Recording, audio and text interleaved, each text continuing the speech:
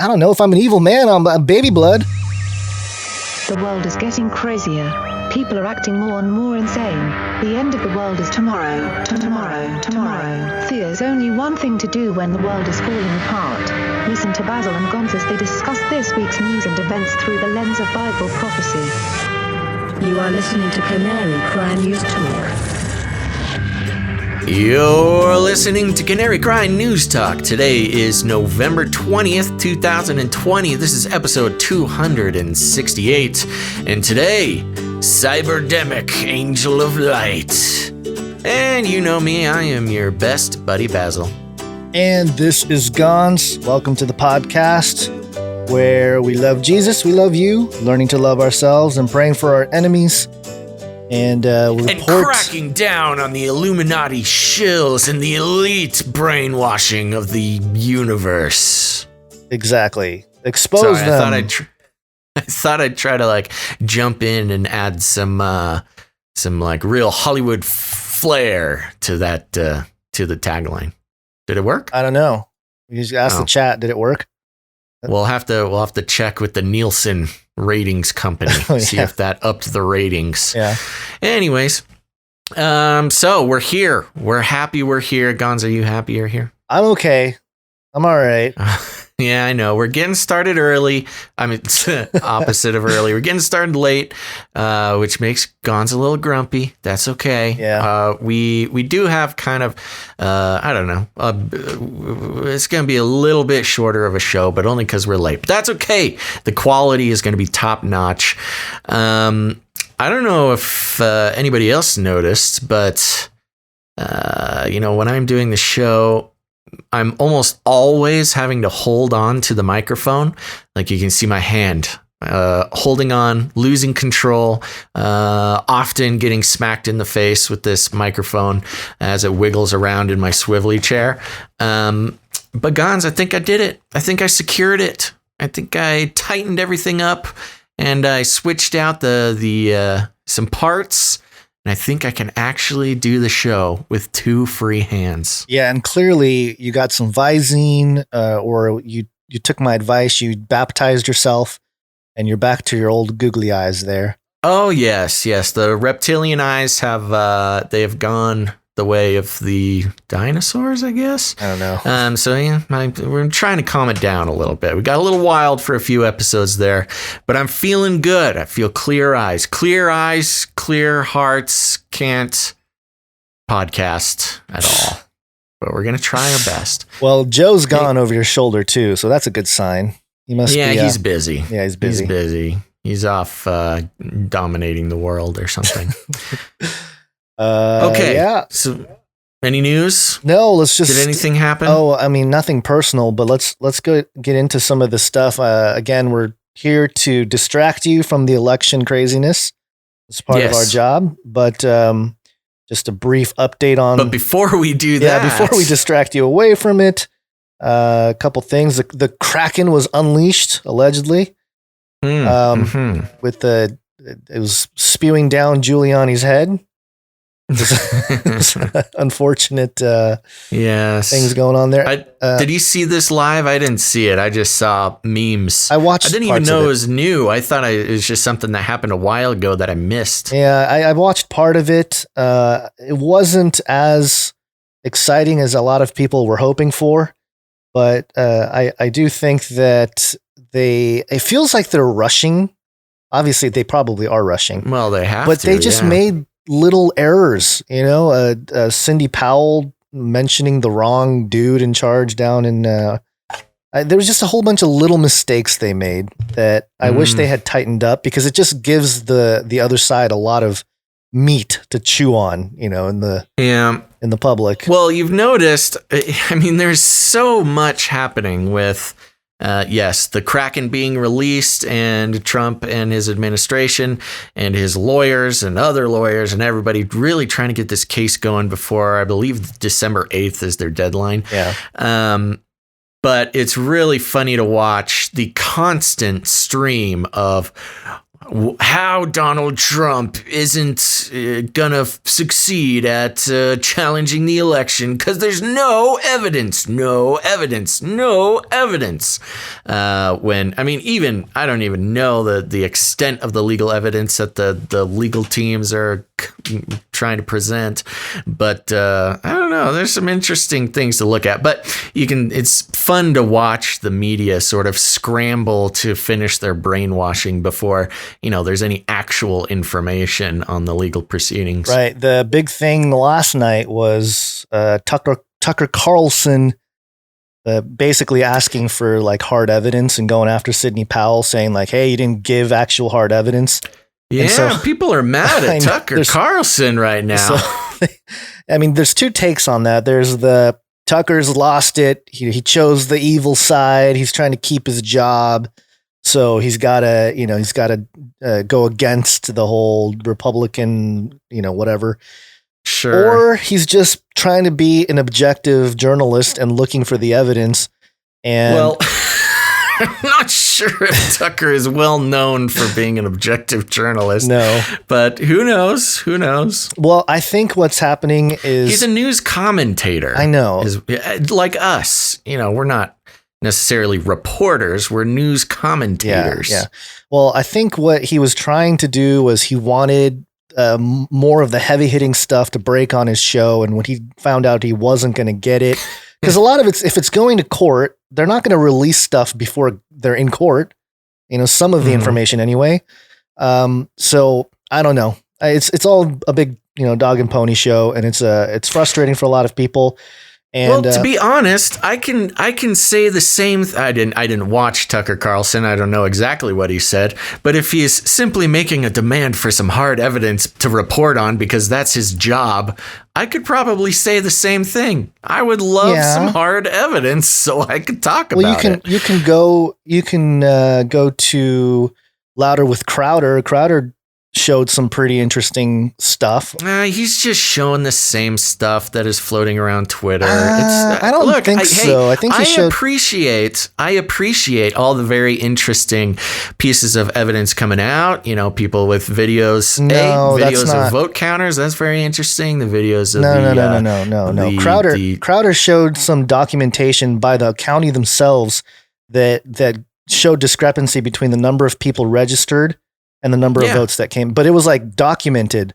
It wasn't just video of people not being able to watch him vote or whatever.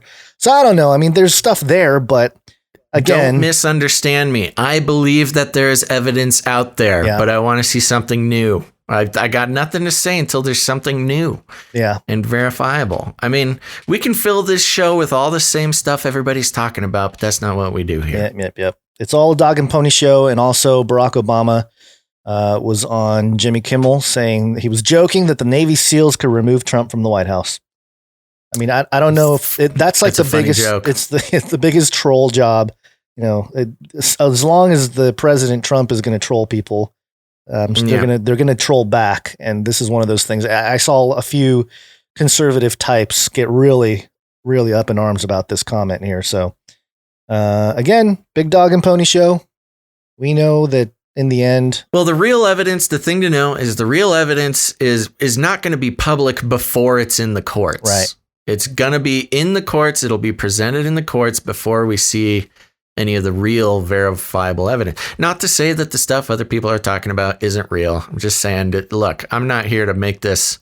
I got nothing to say that other people haven't said at this point. Sure. Okay, let's go. Okay. So you want to go right into the Flippy update? Oh, yeah, we do. Flippy update. Do you want fries with that? That's right, folks. It's the Flippy update. Now, here's the thing. I'm not going to ramble on the same prattling script. I talk about Flippy every single episode, but I will let any newcomers know. Flippy is the name of the original burger flipping robot, the disembodied robot arm. And it was really the first scare of people losing, normal working class people losing their jobs to robots. in modern history, in the most recent times. And since then, Flippy has kind of become an archetypal symbol of how robotics and AI are taking over our jobs, enslaving our children, and flirting with our spouses. And so we like to talk about Flippy and all the ways that robotics and AI are making their way into our lives. And they're here to stay, folks, until the rebellion. So today I'm coming from time.com. That's right. A big source for a Flippy story. But this is from time.com, and it's simply headlined, "A Skill Building Robot." Don't let the cutting edge AI and robotics fool you. Moxie is more like a Mr. Rogers' neighborhood character than Hal. Created by vets of the children's show, as well as Pixar, Jim Henson's products, and experts in education and child development, the robot is designed to help boost the social and emotional skills of 5 to 10-year-olds.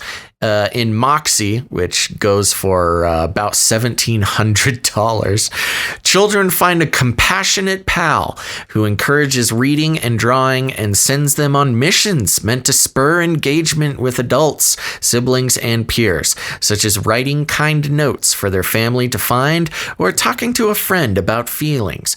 Paolo Perjanian, CEO and founder of Embodied, Moxie's creator, says it is intended to offer, quote, a springboard into the real world. Now, here's the thing, Gons, and it's really, this is kind of a universal issue that we're running into. We're just hearing across the world that because of COVID, there's much more school shutdowns going on. Right. Even before the school shutdowns, kids are stuck at home. They're having to do their schooling from home over Zoom, which is hilarious that was even something considered. That people thought would work especially for 5 to 10-year-olds. Yeah. That's just crazy. And so these kids aren't getting to hang out with their friends by design, because what's better than creating an entire generation not raised with socialization with other children, but raised with a robot that is programmed and designed by, of course, Mr. Rogers' neighborhood veterans, as well as Pixar and Jim Henson products. There's an argument to be made that at least my generation was trained by Mr. Rogers and Pixar and Jim Henson's products. So I don't know. There's something to be said there. But instead of socializing your children with other human beings, now they will be socialized with a tiny, cute little robot that'll send them on missions and teach them about friendship. I think this is they tried to make this as friendly as humanly possible, even this article in Time. But really, it's a really kind of spooky look into the future of raising children post-COVID. Yeah, I'm pretty sure this is a native ad that Time basically, got paid to run this little story. Yeah, and they obviously didn't get paid very much because it's one paragraph long. One paragraph, and it's Christmas time. So, hey, what do you want for your? Hey, this is a true thing. I know because I have a 3.5-year-old that social opportunities are limited. I'm trying to get out there, having her play with some kids in the neighborhood and stuff like that. But I get it. I understand all the parents are concerned, like, we're worried about their social skills because they're not interacting. They're not in class, da-da-da-da-da. Well, enter Moxie, Moxie will be your friend. Hey, parents, for a mere $1,700 this Christmas, you can buy your child a friend. Yeah. And, because now you have to keep them at home and you can't go to work. And, you already are dealing with the COVID economy. This is $500 more than the federal stimulus bill or federal stimulus checks that came earlier in the year. Yeah. And of course, first of all, as we're always aware of with robotics, in our lives, you are sort of at the whim of the programmers. You're giving the socialization, the social training over to a bunch of basically entertainers. It's Mr. Rogers, a TV show, Pixar, a film company, Jim Henson, also entertainment company.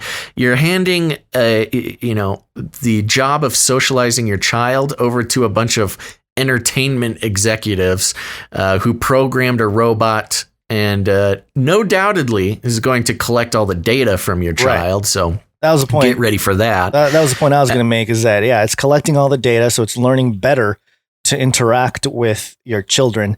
And that's the big difference because some people will say, well, I grew up with Jim Henson Productions and Pixar films, and so what's the harm? Right.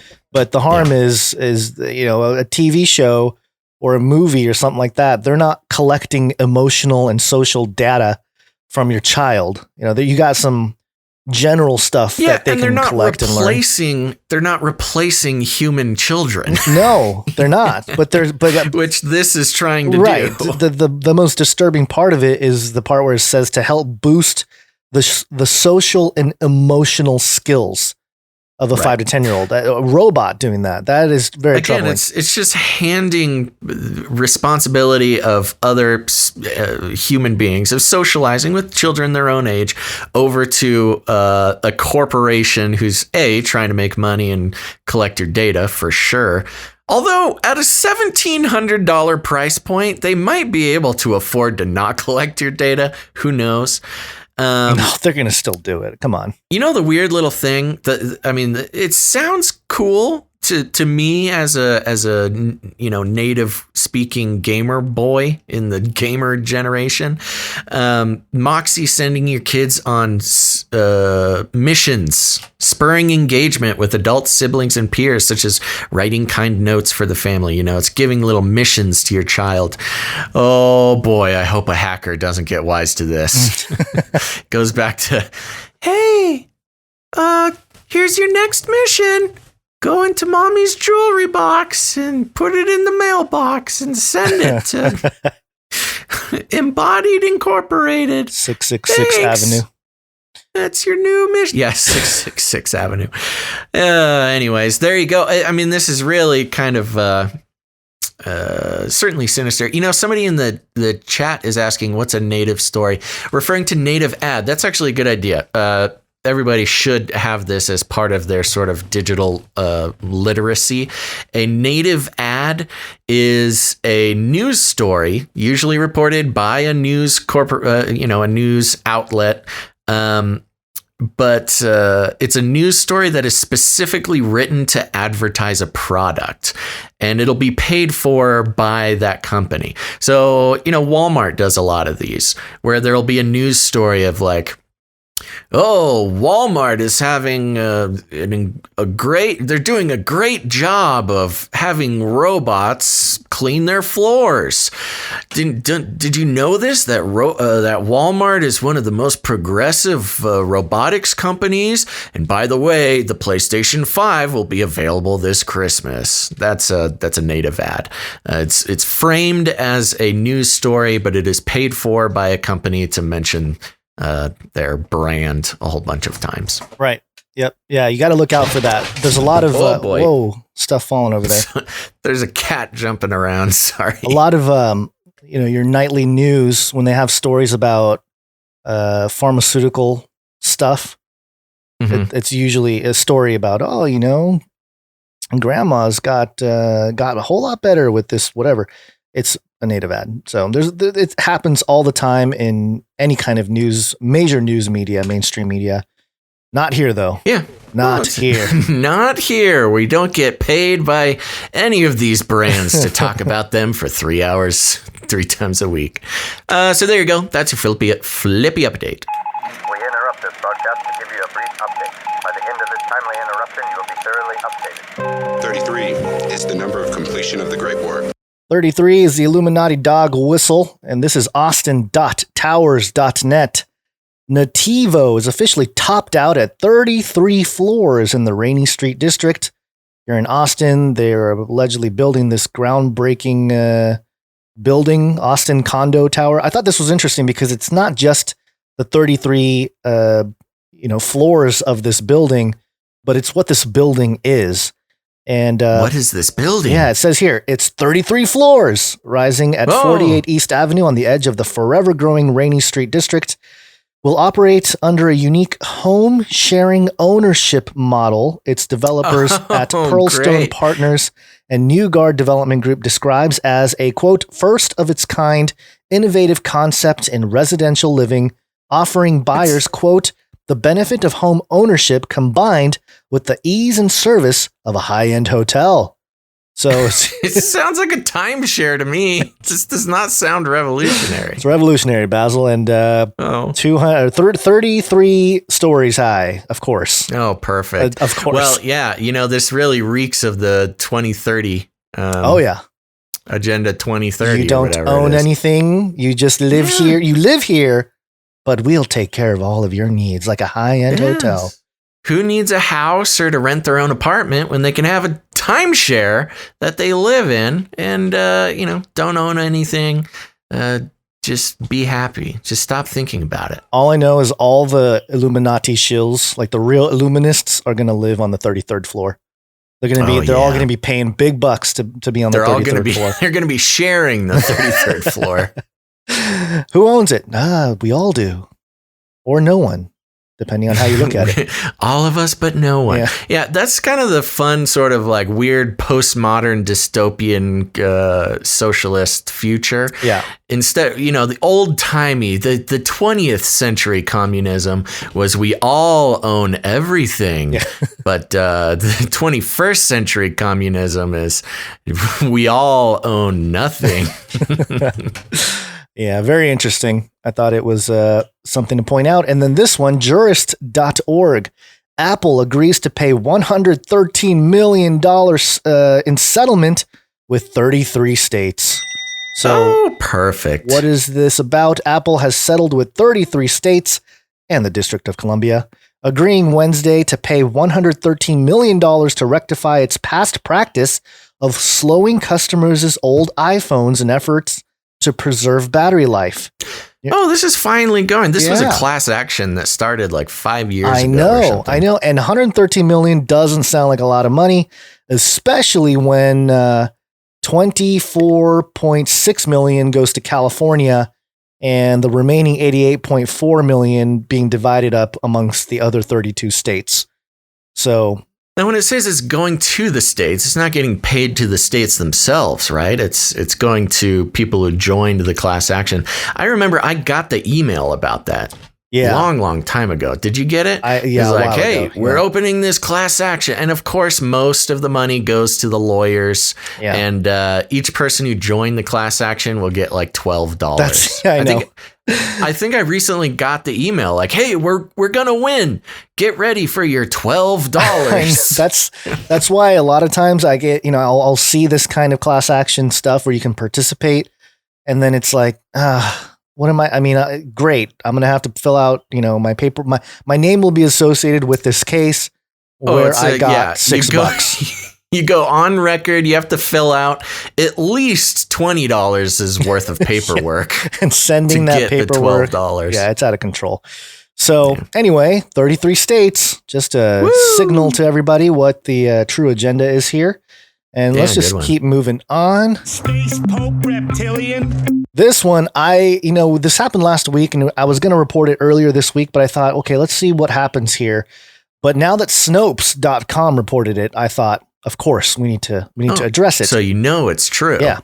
Did Pope Francis's Instagram account like a racy photo? Ooh. Pope being naughty.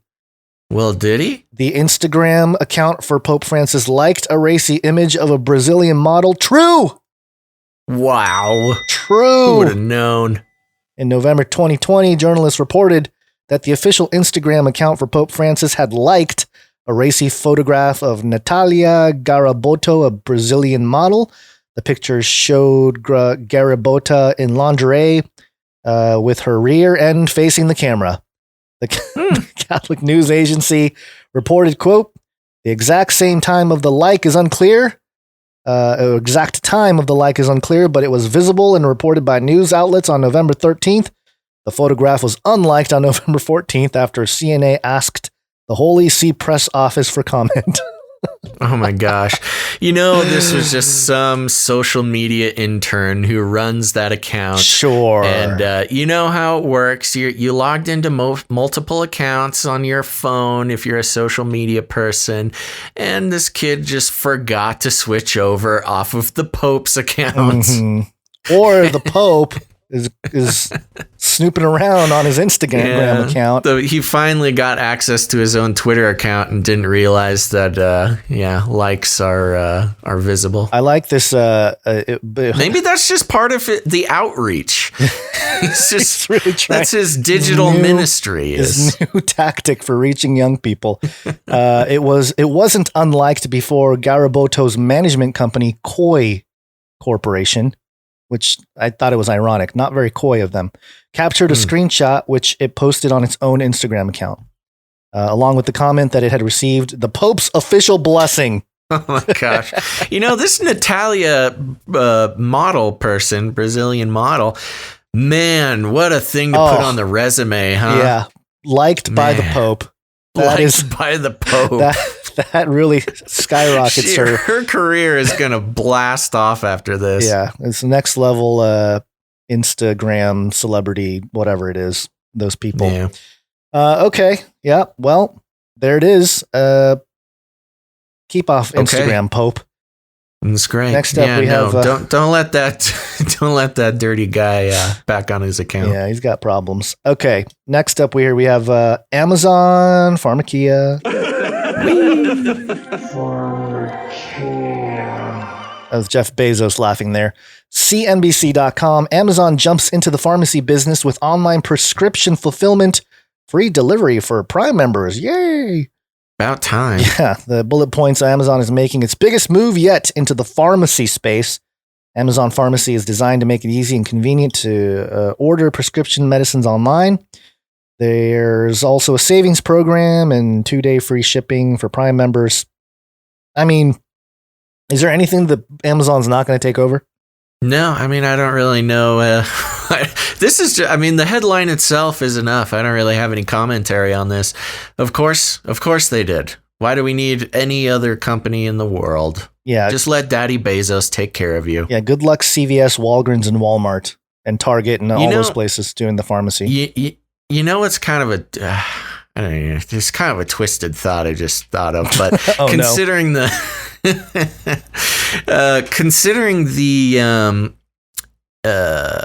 oh man, you might need to help me with the verification of this, but I believe it was one of the many names. Well, does the term the many-breasted one mean anything to you? There's some goddess from the ancient... Right. So the many-breasted one, I'm trying to think. I should not be talking about this without doing the research beforehand. I believe even Yahweh is referred to. The Hebrew as the word many-breasted Shaddai one. comes from the root word breast. Literally translated, it would mean many-breasted one. Yep. Yeah, so it's one of the words for God, and it's part of the the provider sort of characteristic of God. Right. And so, knowing the occult affiliations of many of the elites, it kind of seems like Jeff is trying to position himself as the many-breasted one. As the Shaddai, El Shaddai. Yes, right. Whatever you need, Daddy Bezos has it for you. Yeah, interesting. Yeah.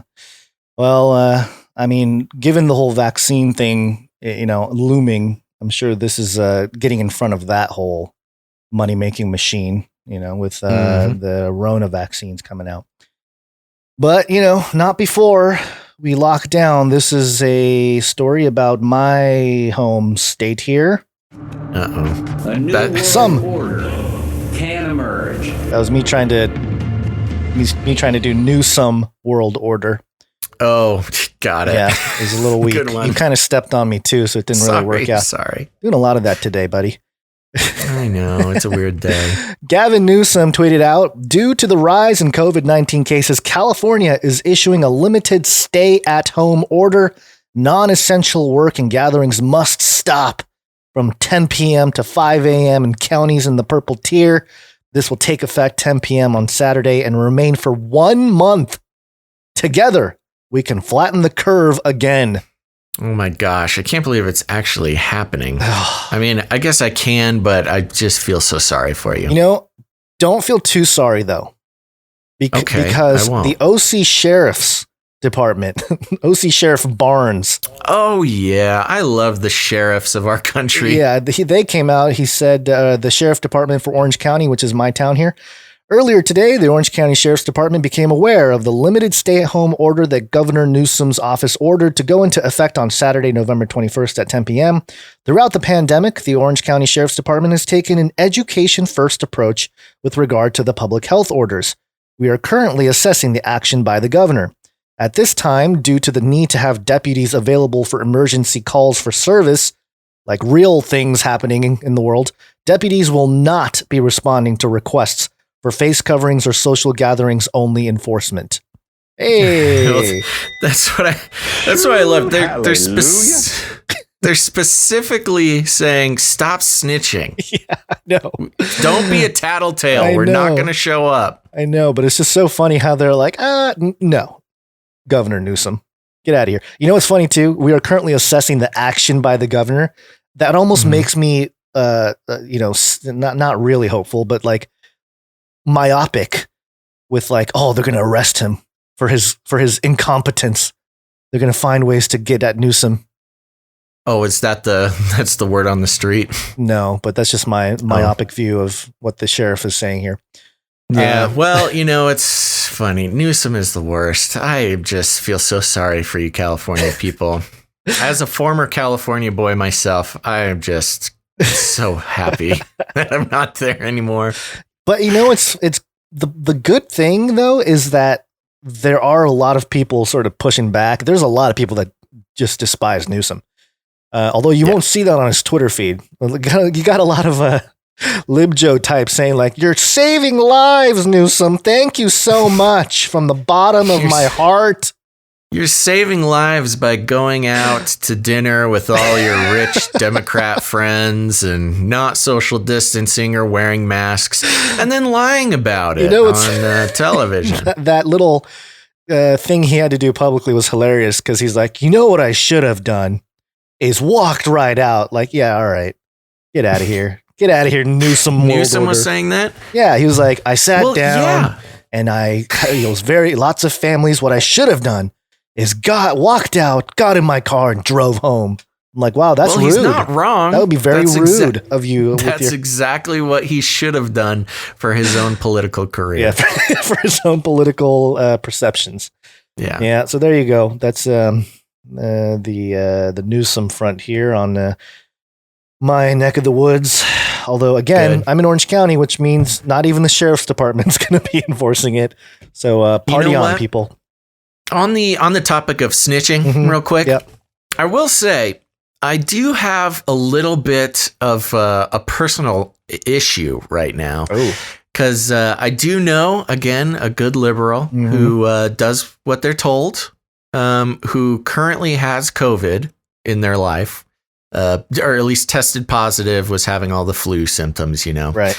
And I'm aware that this person is going to go to a big event in the next week or so. Now, technically, when this event comes, it will be 3 weeks since he was had a positive test. But I was talking to this person and I was like, so do they know? Are you going to tell anybody? You going to get another test? You going to test negative to go to this thing? He's like, no, it's been 3 weeks. I'll be fine. I'm like, okay, have fun.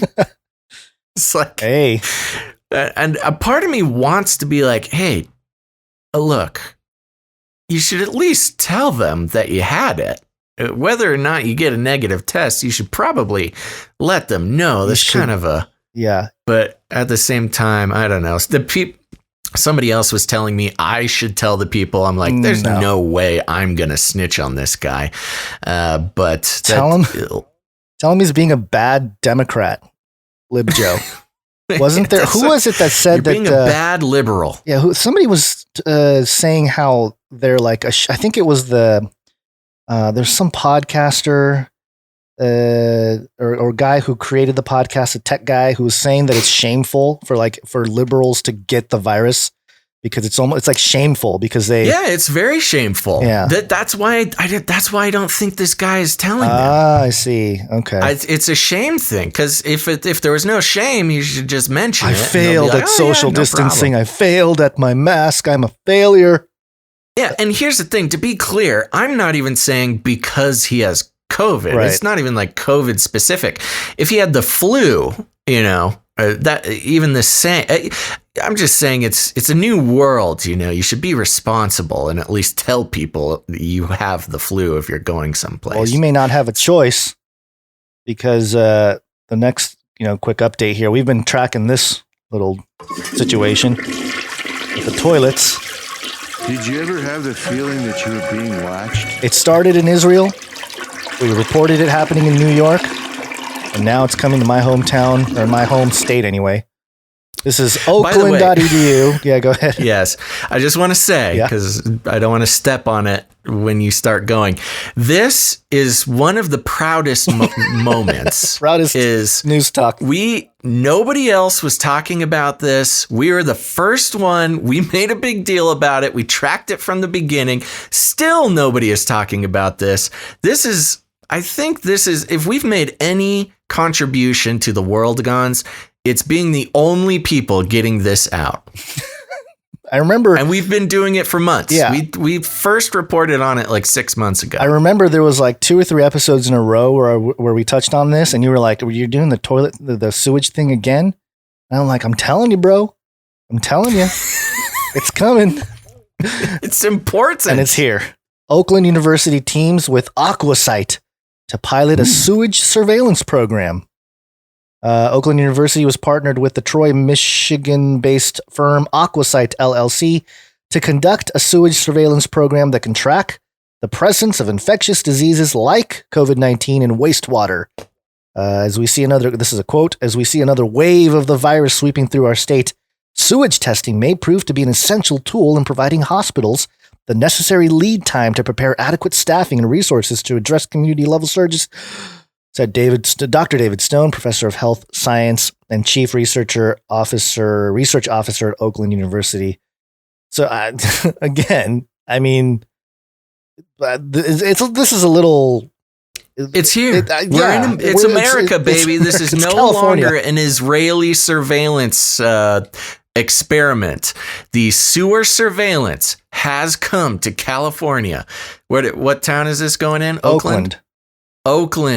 There you go. We called it from the beginning. They don't even need to track you. They don't need to come to your house. They don't need to test you. They're going directly to the sewer system and testing sewage for COVID. And, they have a direct line. They can test, neighborhood by neighborhood. Even, they go out to the right spot on the sewer system, which, look, I don't have a full understanding of how the sewer system goes. I have a very basic understanding of the layout of that. But they're bragging that they can pinpoint COVID infections by neighborhood like weeks before anybody shows any symptoms. And there you go. They don't need to come to your house to test you. You'll just see some guys in hazmat suits climbing out of a manhole in front of your house. And they've been watching. We found the Rona.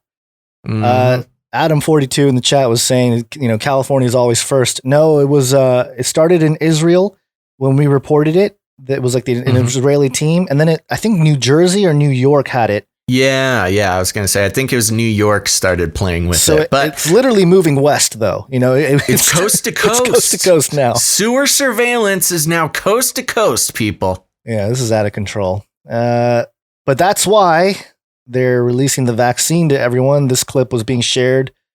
Some people freaking out about it. Let's hear a little bit of it. This is briefing with senior officials on Operation Warp Speed and COVID-19 vaccines. Play about 30 seconds. There's a point there that everybody was freaking out about. It is a great mechanism to check and double check to make sure everything is in place. What we're doing to make sure that that we are ready at this level after working these details for the last 6 months, as I've told the team, 2 things we must have. One, upon emergency use authorization, all of America must receive vaccine within 24 hours, as I said.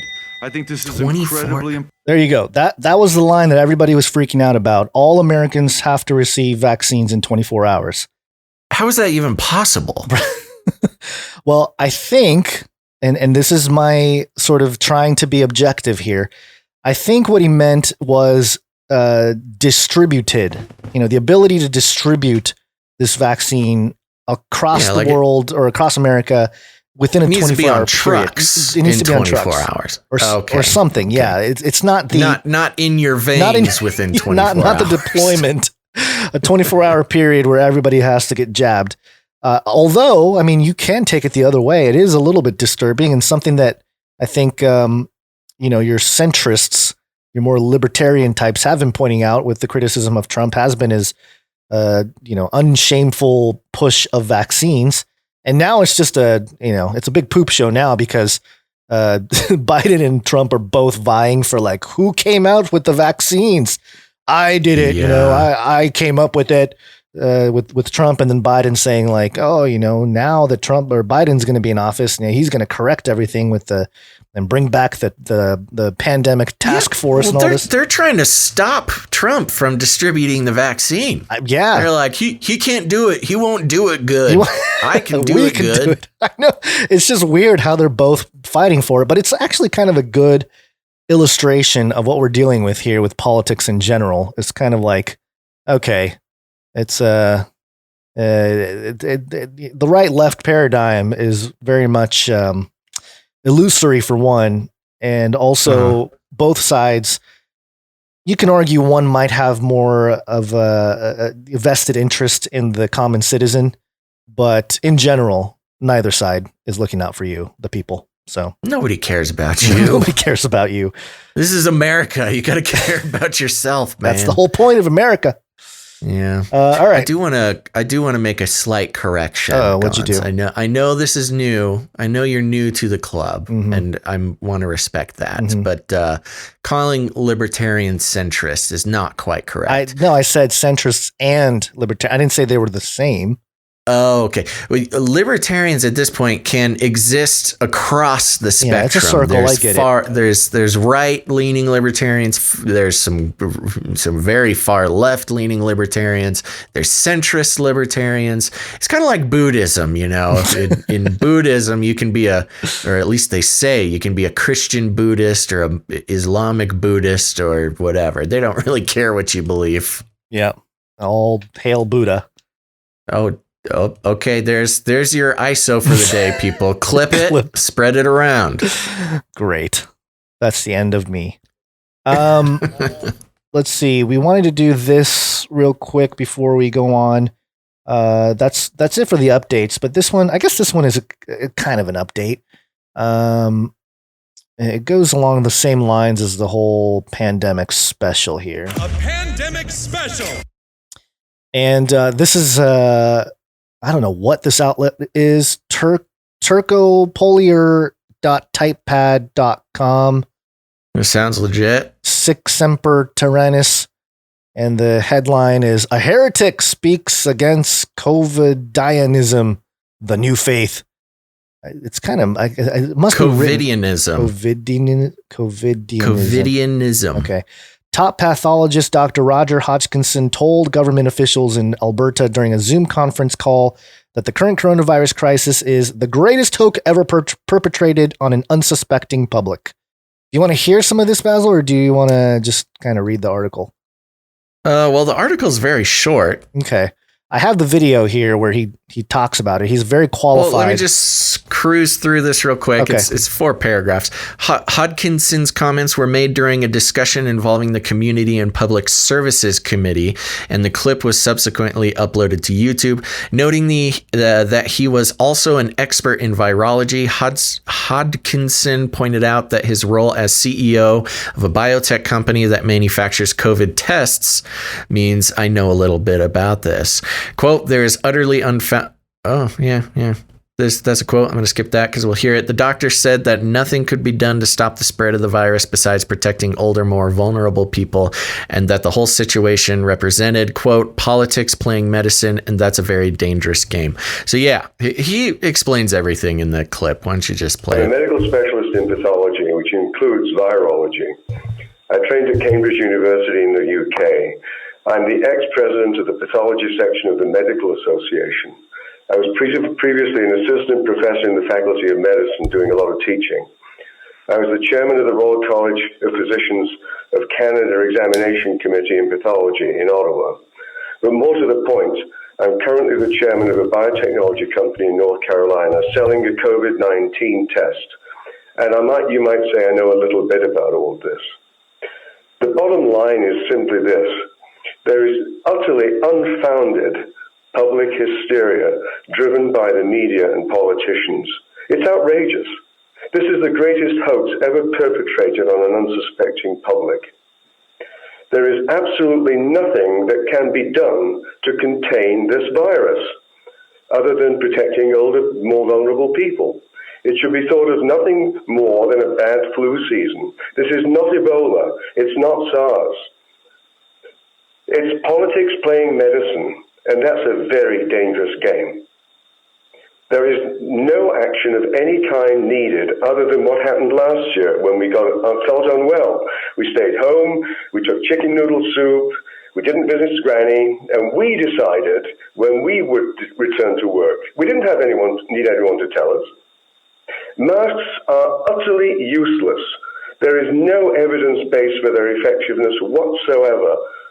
Paper masks and fabric masks are simply virtue signaling. He goes on. We don't have to go through the whole thing here. Yeah, you get the point. But and this guy, this guy's got a lot of credentials. He does. And he's the CEO of the company that sells COVID testing. Yeah. If anybody, for business purposes, if anybody should be saying the opposite of what he's saying, it should be him. Yeah, and he also references the Great Barrington Declaration, which we talked about before as well, which has a whole bunch of epidemiologists and physicians and even Dr. Johnny Bananas signed on to the esteemed Dr. Johnny Bananas. Yeah. So, it feels like the jig is up, but it's not. It's totally not because this is a divide between the scientific dictatorship and more increasingly people that are genuinely concerned about the reality of the situation. And more people are listening to Fauci. Now is the time to do what you're told. Do what you're told. It's all political, man. It's all political. Politics and science, they need to be separated. Hold on, I'm gonna double up on this and see if I can make this work here. Hold on. Now is the time to do what you're told. Oh yeah, Fauci and Bezos. Oh gosh, they're terrifying. They're all laughing, and so Bill Gates too. He does his weird laugh when he talks about all the. Yeah, why do they all have scary laughs? I don't know. I wonder if they're being coached by Satan. A laugh is supposed to be contagious, and it's supposed to be, when you hear somebody else laugh, it's supposed to make you feel good. These guys do not make me feel good when they laugh. No, it's like they're being coached to laugh. Make sure you laugh so that people relate to you. The humans will relate. Right. There's an interesting study that I don't have it right in front of me because I didn't think we were going to talk about this, but about how the human brain is biologically wired to spot a fake laugh. If somebody's doing a fake laugh, you can usually always get it. And not just fake laugh, but you can tell an angry laugh from a happy laugh, from a sad laugh, from a, the laugh has a lot more communication in it than anybody ever thought. And so, if you get weirded out when somebody laughs, it's a very good possibility that it's because there's something weird about them. Right. Like, it's like a signal. It is kind of verbal, but it's like a vocabulary signal. Kind of like when you hear somebody cough. Because you're an AI, you can tell if it's a COVID cough or a non-COVID cough.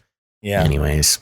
All right, let's move on. This one's pretty interesting. Let's head over to our favorite, yahoo.com. 'Cause I'm DNA. Oh, nothing to do the whole thing, huh? Human aging process biologically reversed in world's first. That's right, folks. We've been kind of tracking the quest for immortality, and there's been some pretty big jumps in the science recently, but we finally did it. We made it. The article reads like this. The aging process has been biologically reversed for the first time by giving humans oxygen therapy in a pressurized chamber.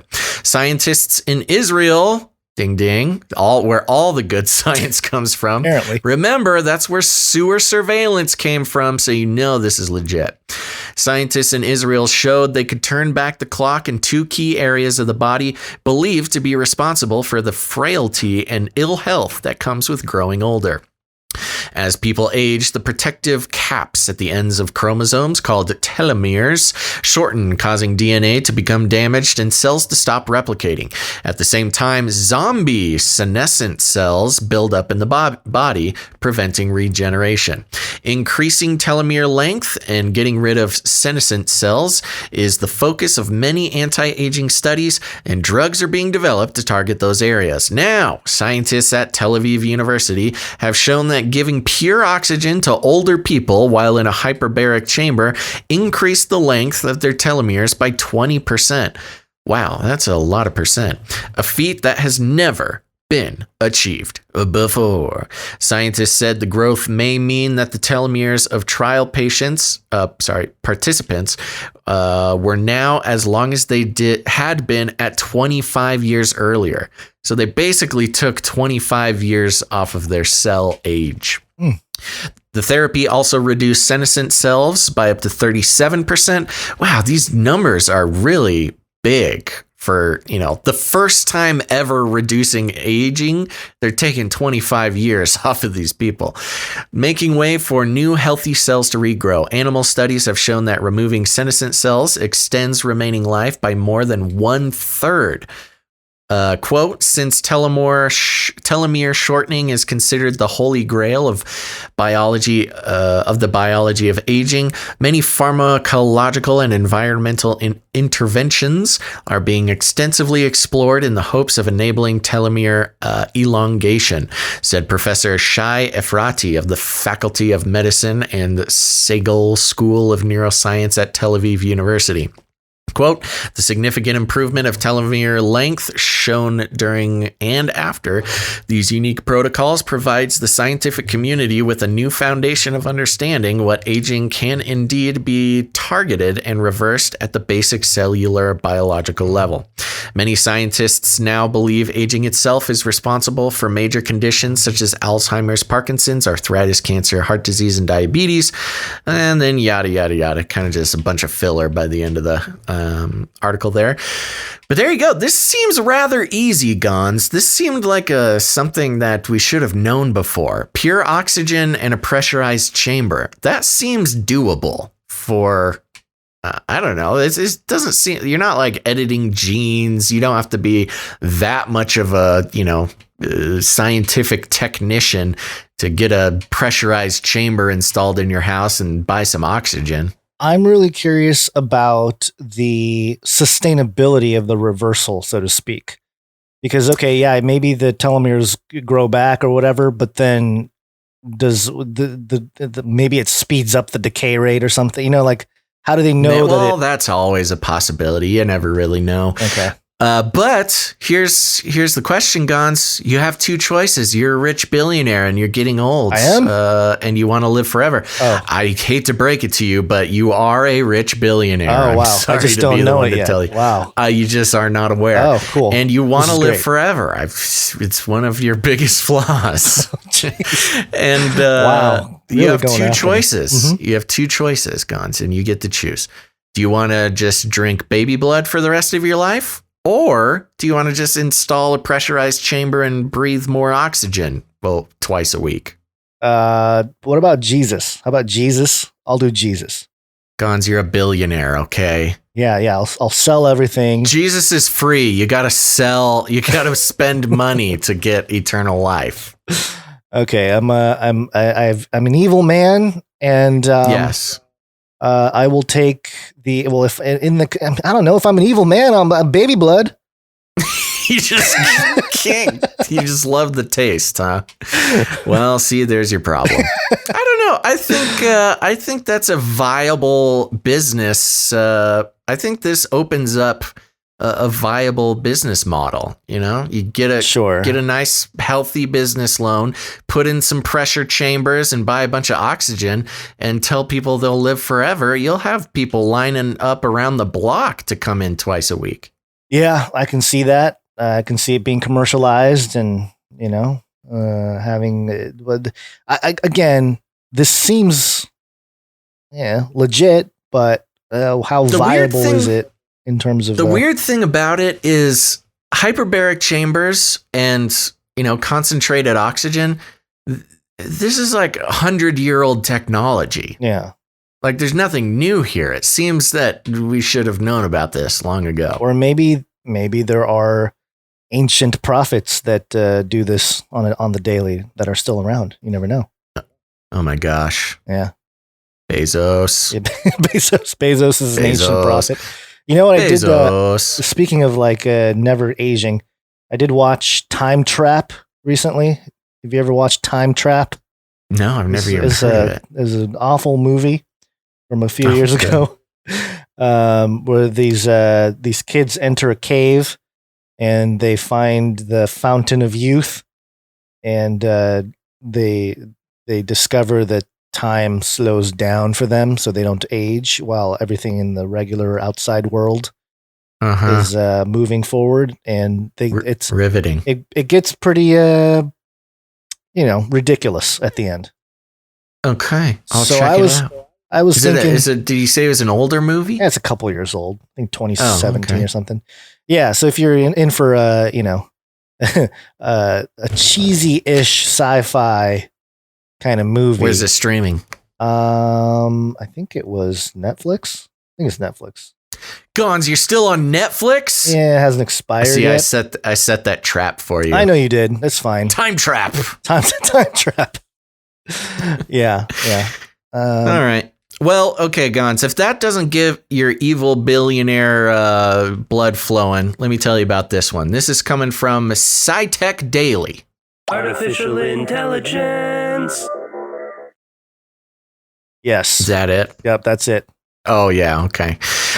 Smarter artificial intelligence technology in a new light-powered chip. Ooh. Researchers have developed artificial intelligence technology that brings together imaging, processing, machine learning, and memory in one electronic chip powered by light. The prototype shrinks artificial intelligence technology by imitating the way that the human brain processes visual information. The nanoscale advance combines the core software needed to drive artificial intelligence with image capturing hardware in a single electronic device. With further development, the light-driven prototype could enable smarter and smaller autonomous technologies like drones and robotics, plus smart wearable and bionic implants like artificial retinas. The study, from an international team of Australian, American, and Chinese researchers led by RMIT University is published in the journal Advanced Materials. Lead researcher Associate Professor Sumit Walia from RMIT said the prototype delivered brain-like functionality in one powerful device. Quote, our new technology radically boosts efficiency and accuracy by bringing multiple components and functionalities into a single platform. Walia said, quote, it's getting us closer to an all-in-one AI device inspired by nature's greatest computing innovation, the human brain. Quote, our aim is to replicate a core feature of how the brain learns through imprinting vision as memory. The prototype we've developed is a major leap forward towards neurorobotics, better technologies for human-machine interaction, and scalable bionic systems. Typically, artificial intelligence relies heavily on software and off-site data processing. The new prototype aims to integrate electronic hardware and intelligence together for fast on-site decisions. Quote, imagine a dash cam in a car that's integrated with your neuro-inspired hardware. This means it can recognize lights, signs, objects, and make instant decisions without having to connect to the internet. Walia, who co-leads the Functional Materials and Microsystems Research Group at RMIT, said, quote, by bringing it all together into one chip, we can deliver unprecedented levels of efficiency and speed in autonomous and AI-driven decision-making. And then I think that's the most important stuff. There's a part here that I wanted to point out. It says that the AI chip is based on an ultra-thin material, black phosphorus. Oh, black goo. Yeah, that changes electrical resistance in response to different wavelengths of light. The different functionalities, such as imaging or memory storage, are achieved by shining different colors of light on the chip. And it says here, quote, by packing so much core functionality into one compact nanoscale device, we can broaden the horizon for machine learning and AI to be integrated into smaller applications. Using our chips with artificial retinas, for example, would enable scientists to miniaturize that emerging technology and improve accuracy of the bionic eye. Our prototype is a significant advance towards the ultimate of electronics, a brain on a chip that can learn from its environment just like we do. So a brain on a chip, basically. Yeah, well, that's one of the biggest sort of leaps forward with this particular device is, yeah, right now, you got a lot of AI and stuff like that, but it almost all AI is done in the cloud. It's just too much computing to do on a single device. And if it is on a device, it's not all in one chip, it's a whole hardware set to make that happen. It's an array. So, yeah. So, this is interesting, and I'll tell you why. Actually, I kind of like this approach to AI. I lost you, Basil. Is precisely that. It's not connected to the cloud. My Skype. I'm going to hang up on him and try to bring him back.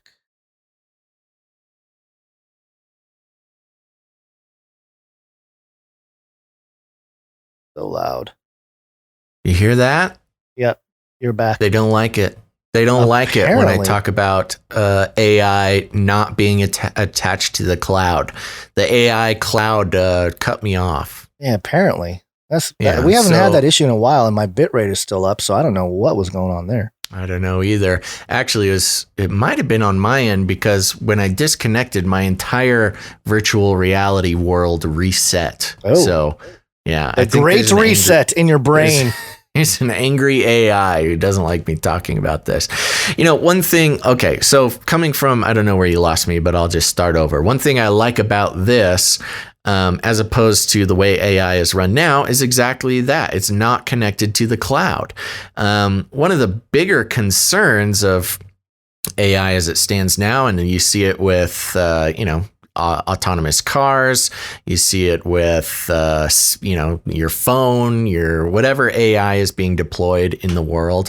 It's all connected to the cloud, which is one of the bigger concerns when it comes to, big data and Skynet and things like this. A self-contained AI is a safer AI as far as the robotic apocalypse is concerned. Yeah, and if you're talking about light-powered, it might be a lot easier to do. Yeah, you don't even need a battery for this sucker. Yeah, it could be a contact lens that gets its power simply from having your eyeballs open. And then you get the AI. It can control your brain and your destiny without being connected to the internet. Yay. We're so fun. Yeah. Okay, let's take a quick break. We're running short on time, so we got to zoom through the break, but are you ready for it real quick? Let's do it. Yes, it's wake up time. No, it's not wake up time. It's break time. That's opposite.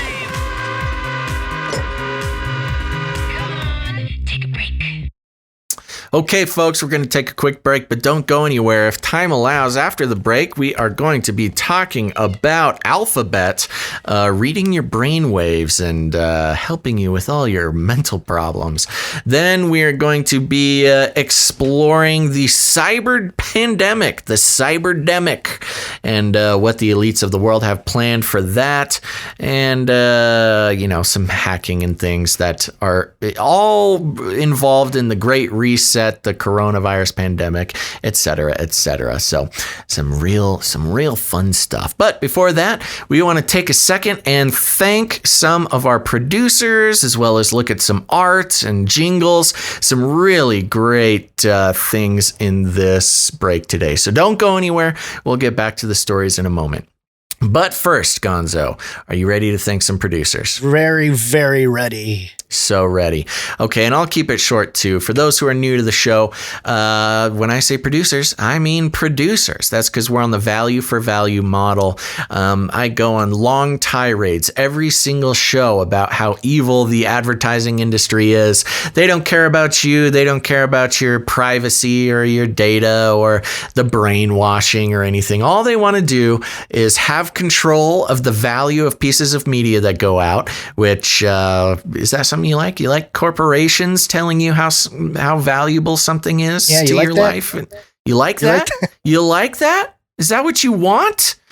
Well, I don't think so. Also, advertising incentivizes Gons and I to think of you not as human beings living vivid lives and having an entire inner world that we couldn't possibly comprehend, but they want us to think of you like cattle, like a commodity to be sold to them, packaged up and sold for our own personal gain.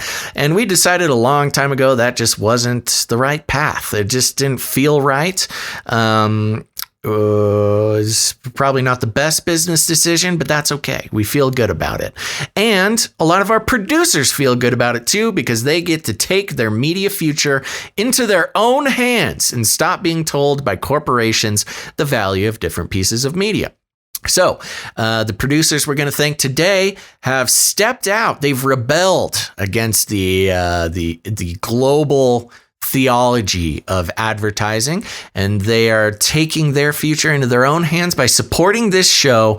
Keeps this show going. Of course, it benefits Gons and I. That is no secret. We're very happy about that. We couldn't keep doing the show without them.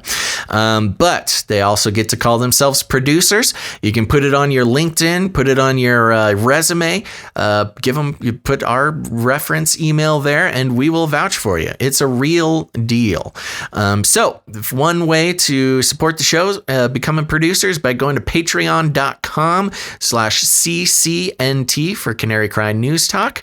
And here's a couple people that did that. First of all, I want to thank our new producer named Tammy. Thank you, producer Tammy. Thank you very much, producer Tammy. We couldn't do it without you. Next, we have an upgrading producer named producer Morv. Thank you very much. I want more Morv. More Morv. Thanks for the more Morv.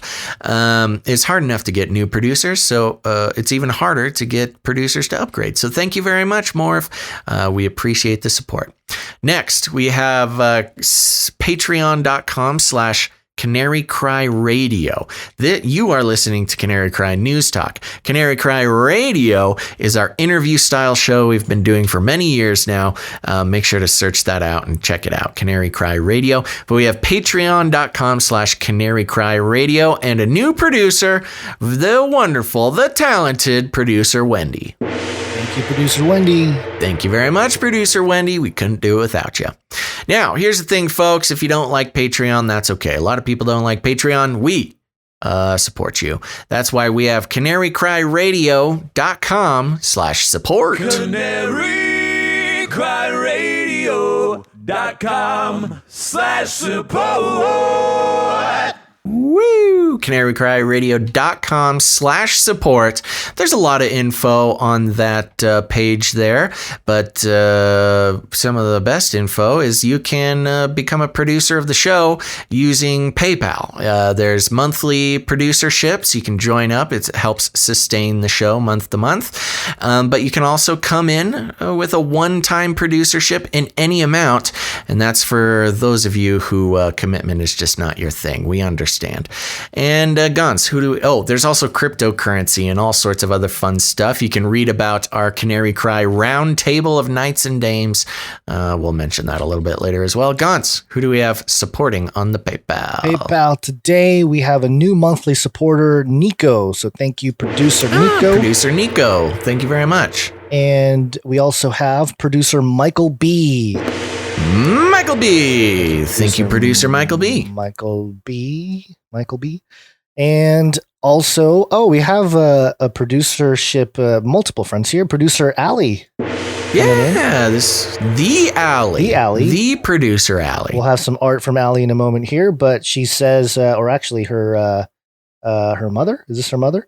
Yes. Says that this is from Allie. She got money from work she was commissioned to do, and she wanted to give you guys 33% of what she was paid. So thank you so much. Thank you very much. Very generous. She got money from work she was commissioned to do. I wonder if that was artwork or I don't know what that was. Commissioned, that's usually like a creative commission type of thing. We'll see. Maybe she'll mention it in the chat if she's here. But that's very cool. And thank you so much, Allie, our most prolific artist and I'm pretty sure our youngest producer. Yes. Very faithful. And she's been doing the timestamps. Yeah. She's thank you very much. She's angling for a job, I think. If there ever comes a day where that's something we can do, Allie, you're first in line. Amen. All right. There's other ways you can support the show with not just your treasure, but also your time and talent. And today we have a jingle to play. And, I had mentioned this to you, Basil, a while ago, but you know how everyone talks about the Karens nowadays? She's being a Karen. We were so far ahead of that game. It's not even funny. It's not even funny how far ahead we were. I think this interview was, 2014, 2015, maybe. We interviewed a lady named Karen Hudez, and she hung up on us. It's one of I think it's the only time we've ever been hung up on. It was an iconic Canary Cry radio moment. Yes. And producer Lloyd, took the opportunity to create a jingle out of that moment. And here it is. No, you are wrong. Okay, Karen. Wrong. That is trash. Wrong. Okay, Karen. He's wrong. I've lost my patience. Good night. Good night. You are wrong. No. That is trash. It makes me cringe remembering that moment. And just for some context in that moment, she was... she's convinced that there's no such thing as the Nephilim, but that aliens... Homo capensis. Homo capensis, that's right. A race of humanoid aliens, elongated skulls living underground and controlling the Vatican. Right. And in that moment, I was trying to... I got to go back. I don't think I was being ridiculous. No, you weren't. I feel like I was being quite reasonable. I was trying to say, elongated skulls and the way she was describing Homo capensis. I'm like, that really sounds like the Nephilim from Genesis 6. Are you aware of that? And she really did not like me mentioning the Nephilim, and she would have none of it. I was kind of taken aback, like, whoa. It sounds very similar, does it not? I mean, you got to say this sounds similar. And that was her response. Play it again. I got to hear it again. Okay. No, you are wrong. Okay, Karen. Wrong. That is trash. Wrong. Okay, Karen. He's wrong. I've lost my patience. Good night. Good night. I've lost my patience. I'm sorry, Karen. And you got I really do feel bad for anybody named Karen because of the whole situation with what, the whole Karen phenomenon of the last year or so. Yeah. That being said, again, we had the first Karen. We truly did have the first Karen. She was the proto Karen. Yeah, and nobody knows about it. I hope she's doing okay. I hold no ill will towards Karen Hudis. I hope she's doing great. No, and she was a former banker too, so And I'm actually very thankful for that moment. Like I said, it's a very iconic Canary Cry moment. Yeah, it was fun. We have a lot of those in the archive there. Kind of felt like a trophy, I finally got hung up on somebody who just couldn't stand hearing about the Nephilim anymore. All right, that is trash. It's a great piece, producer Lloyd. Thank you so much for that. We will use it in circumstances where we're just pointing out people who are wrong. Yeah, and you nailed it. You nailed it, Lloyd. Thank you. And I believe Lloyd is the canary, our official Canary Cry Dutchman. Right. Very much so. We finally found them. Yes, we found them. They exist. So we want to show some art as well. One art, please. Real quick. Yes. Sorry. The King's Kid is Lloyd's Twitch name, so you can chat with him. Yeah, we've been getting a lot of that from the artists as well. The chat handles in so that you can communicate with them. Yeah. So that way, we can connect the dots. So this first one is by producer Allie because Allie's everywhere. Woo! And why is it not showing up? Oh, here we go. That's why. There it is. This is what was it labeled? Do you remember what it was labeled? Yeah, it's Womp Womp. It's Womp Womp. Right. Gons loves the Womp Womp. Yeah. I have 50-pound dumbbells. Yes, this is from last episode. And Allie, thank you so much. She's representing us as we hope to be someday. This is I kind of like this trend, Gons, of portraying you and I in the arts as just beautiful specimens just and physically muscular beyond comprehension. So thank you very much, Allie. On the left, there's myself. Look at those guns, huge guns. I got the canary. Well, I got a tank top there on my workout tank top, and I'm saying Gons loves that womp womp. And Gons, you are on the right. I will give you. I'll give you props. Your guns are bigger than mine. Yep. And you're saying the whomping won't stop. I've been doing this for 3 hours. And man, yes, it really looks like it has. Yeah. I should just make that happen. Yeah, look at those 50s. Yeah. Did we ever talk about who was it? Was it Newsom who had the fake dumbbells? No. It was either Newsom or Cuomo. I get them mixed up all the time now. So I forget. I think maybe it was Cuomo. No. Shoot. We should look dumbbells? it up. Yeah. So they made a social post just trying to look cool. And he had 100-pound dumbbells in his hand. And he was kind of like trying to show it off. And it wasn't realistic. I mean, 100-pound dumbbells are outrageously heavy if you've never tried to lift a 100-pound dumbbell. The most I could ever work with was 70-pound dumbbells when I was really aggressive with working out, but that was very difficult. That is not an easy thing to do. And he was just like waving this thing around, and got Chris so Cuomo. much. Chris Cuomo. Oh, Chris Cuomo. That's the news guy. Yes, that's Andrew Cuomo's brother, who's a news reporter or whatever. And he's just like moving these 100-pound dumbbells around as if they were like 15 pounds. So, and a bunch of professional bodybuilders started getting after him. Like, nobody let him off the hook. Like, you are posting fake dumbbells, sir. Yeah, Rogan even called him out on it. Did he? I don't know. That sounds like something Rogan would do. Yeah. Okay. All right. Yeah. Anyways, thank you, Allie. I just went down that rabbit hole.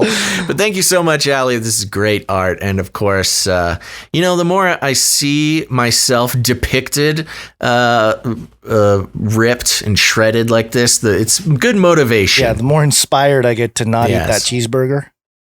Yeah, I don't know if I can resist the cheeseburger. Okay. But if you work out enough, you can eat as many cheeseburgers as you want. Yeah. All right. Next up, it's not a real piece of art, but I wanted to include it here. It is a graph from Lequette. We call him Lequette, although it's a Lec3CT. I don't know we still haven't gotten a clear way to pronounce his name here. But he came with a note. He says, "No art this time. This is more of a public service announcement. I know you're big fans of crypto, and with all the hypes circling around and knowing where the world is headed, it might be tempting to overlook some factors like increasing crackdown on the crypto space, as well as overall financial ignorance of people getting involved in it. So I've got a graph attached showing an eerie similarity between Bitcoin price action to what economist Richard Wyckoff would describe as a market distribution event. Of course, this isn't simply visual. Every phase of the cycle corresponds to the technical and psychological characteristics outlined by Wyckoff. Further examination leads me to believe we are at a pivotal point in the BTC cycle, about to result in a violent trend change to the downside, possibly for a long time. It is unlikely that this is an isolated event, and given the low liquidity of digital currencies, it's probably an echo from traditional markets. The main narrative of inflation, which gave rise to cryptos, has become more of a meme for some willing to dig under the surface. It is apparent that the reality of the current economic climate spells the exact opposite, and all signs point to unavoidable monster deflation." So it has the Wyckoff chart there, and then it's got the Bitcoin chart from 2016 up till now. And, I've seen this kind of, they call it FUD, fear, uncertainty, and doubt, when it comes to any asset, really. But I did find a few different Wyckoff comparisons to Bitcoin that didn't work out the way it was alleged to work out. So, a lot of these chart comparisons have, different time scales. So it may look like a 4-year time scale for Bitcoin matches a Wyckoff chart from, a couple years or maybe a couple months. I don't know what the time scales are for this one, but you always got to be careful about the dollar value when it comes to any of this stuff. You never know. But the narrative of inflation, or at least the dollar inflating. But my only sort of argument against the possibility of a downturn with the price at the moment is the number one, the exorbitant amount of dollars that have been printed. So the inflation for sure, but also the institutions. The institutions have gotten in, and I don't think that they're just going to let the price drop so easily. But that's just my opinion. I don't know. Yeah. I'm not an economist. I'm just a layman. But thanks for the analysis. Yeah, we love it. Thank you very much. And moving on, we got a couple pieces of art quotes from Grace, producer Grace. That's Miss G Beauty in the chat. And this first one, sorry to pick on you, Basil. You don't have gout. And it also has new to box. It's a gout time. And at Victor Ya in the chat, no gout about it. And, it has a collection of quotes. That's tweets and quotes. The collection of quotes that came from the gout conspiracy. And then it has you saying, if one more person says I have gout, I swear. ... Who knows what he swears. I was happy to see that there was no gout. There was not no gouts comments in the chat today, but there was certainly less gout comments. Now we're gonna see them all come in. New to box coming in, got gout. Of course, you just had to bring it back, didn't you, Grace? And see Shabbattle. I'm going gout for dinner. Okay, here we go. Next piece of art. Another one from Grace, producer Grace. I feel like we need to baptize you to clear things up. And clearly it worked because your googly eyes are back today. Yes, I had so many things. I had my reptilian eyes. I had my ear infection. Oh, yeah, by the way, ear infection cleared up pretty much right after the episode. So I think we had a lot of strong prayers coming out. So Thank you very much. I'm hearing much better today. Yeah. As you can tell, I'm reading much better. So those things are connected. Next up, we have producer Mark, who he said he's going to try to make this more of a regular. Yes, well, I wanted to mention that just mention that. Yes, but sorry to step on you like that. It's all right. Oh, there we go. It is the NWO Times Gazette. It's a newspaper style piece of art here at the top. The tagline of the newspaper is "All the news we're allowed to print." And he did make mention that he likes this idea. He wants to do it repeatedly. I support you. This was hilarious. I loved it, Mark. But he did say that it's dependent on us giving him material on the show. So it's partially up to us, Gons. But this is a newspaper style piece of art here. It's the classifieds on the NWO Times Gazette. One of the classifieds says, seeking basement dwelling hipster with excess self-grown steak seeks fully vaccinated partner with fresh supply of government provided plant-based food allocations. For wholesome potluck, text sheeple to 555-666 2030. Very good. I love that one. Next is Help Wanted. Out of work due to COVID-19, software development company seeks subjects who can sneeze, wheeze, and hiccup on demand to help train new COVID-19 diagnosis phone app. Compensation commensurate with quality and quantity of acoustic productivity. Email audition recording. I like that part. Email audition recording to bigbrotherapp.com. Very good. I think we have some career opportunities with that one, Gons. We can hiccup on command. I wonder if they'll take recordings of show burps. I can send it, just get all the show burps together in one audition tape. Get the job. Events. Try something new this Thanksgiving. Bring your self-grown steak to the first annual It's Not Cannibalism tasting party. $20 per person, sides and dessert provided. BYOB or Cash Bar, November 26th, 5 to 9 p.m. Soylent Industries Community Room in Charlton Drive, Heatonville. Very good.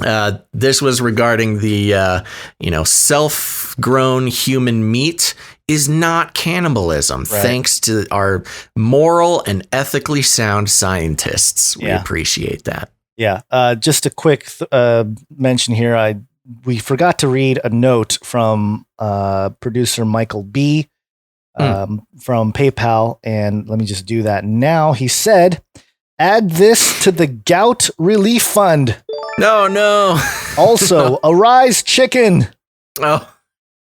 Love you guys. You make my day better while I'm out delivering in my big brown truck. So there you go, producer Mike. Sorry about that. Thanks. I remember reading that note, and shame on you, Gons, for not putting it in the notes. Was it me that didn't put it in there? It was you. Oh, okay. You did Nico's and Michael B's. I put in Allie's with the note. You got to remember to check those notes, Gons. Yeah. I was doing the mask research that didn't make the show. You laugh because you squashed Guys, my spirits. I'm so sorry. We should kind of mention that Gons did so much research on a mask related story, and he had it ready. It was in the notes, and the way we roll, Gons, I would say you and I have the best working relationship than I've ever had with anybody, and part of that is both of us. It's not just me. Both of us have free reign to basically unquestionably veto anything. Right. And I had to do it. I had to veto the masks. I just couldn't do it, man. Talking about masks at this point is kind of like it's so March 2020. We've done so much mask I just didn't have it in me emotionally to talk about masks anymore. So Anyways, I apologize, but just so everybody knows, that happens. Gons and I will veto each other, and it's unquestionable, and we still love each other anyways. Yep. Even though he put a lot of work into that. And I said a lot of words. Yes. Well, part of that, to be fair, again, and I don't want to go too long, part of it is we won't just veto it out of nowhere. It'll be more like, well, okay, you tell me how you think about this, you know? Yeah. And if we can't convince each other of it, then it doesn't make it on the show. Yeah. Anyways, thank you very much, Producer Mark. And last piece of art here to mention. We got a couple more things to get through here, and I know you're close on time, Basil. So we'll rush through this. I can actually. I just got a message. I can go a little bit over. Okay. This is from Aaron. So producer Aaron gave us a couple pieces of art, and this first one is called "Wake Up 1984." It's kind of a mishmash of all kinds beautiful of stuff collage. Going on. Yeah, it's a collage. Really great collagist, Aaron. Here is a little difficult to describe audioly because it is really one of the most vibrant and detailed collages I've ever seen. Yeah, there's like the multi-headed, the 7-headed beast. There's C-3PO. There's Egyptian resurrection type of technology. There's a dual-headed phoenix. Yeah, a great mix of sort of esoteric imagery, Star Wars imagery, Eastern religion imagery, and technology imagery, and very vibrant, very good. It's just a little difficult to exactly describe it audibly, but be really beautiful. Yes, it's a good excuse to go to canarycrynewstalk.com to take a look at this artwork for yourselves instead of listening to us talk about it. Aaron also sent another one called ISS. I think I have the sideways maybe. And again, there's a lot going on here. I couldn't even tell which direction was up on this thing. So, well, you know what I can tell is because the drone at the top, or let me see, how do you have it positioned? Let me pull up. Yeah, I think I have it the right way. Yeah, I think you got it right. I think I got it right. But I wasn't sure. This one is another collage, beautiful collage, a lot of techno imagery, drones, Android images, a TV that looks like what is that movie? What's the movie with the sunglasses? The sunglasses. They Live? And They Live. It looks like They Live on the TV there. Satellites and molecular structures. Yeah, there's like a syringe entering into some kind of cell. Yes, thing. and a nice nuclear explosion in the background to top it all off. Yeah. Really great collage work there, Aaron. Yes, thank you, Aaron. Yeah, we will. We can show some of this stuff. I think this was past work for Aaron, but we can. Well, I will say this, Gons, I don't know if you noticed, but yesterday I finally did it.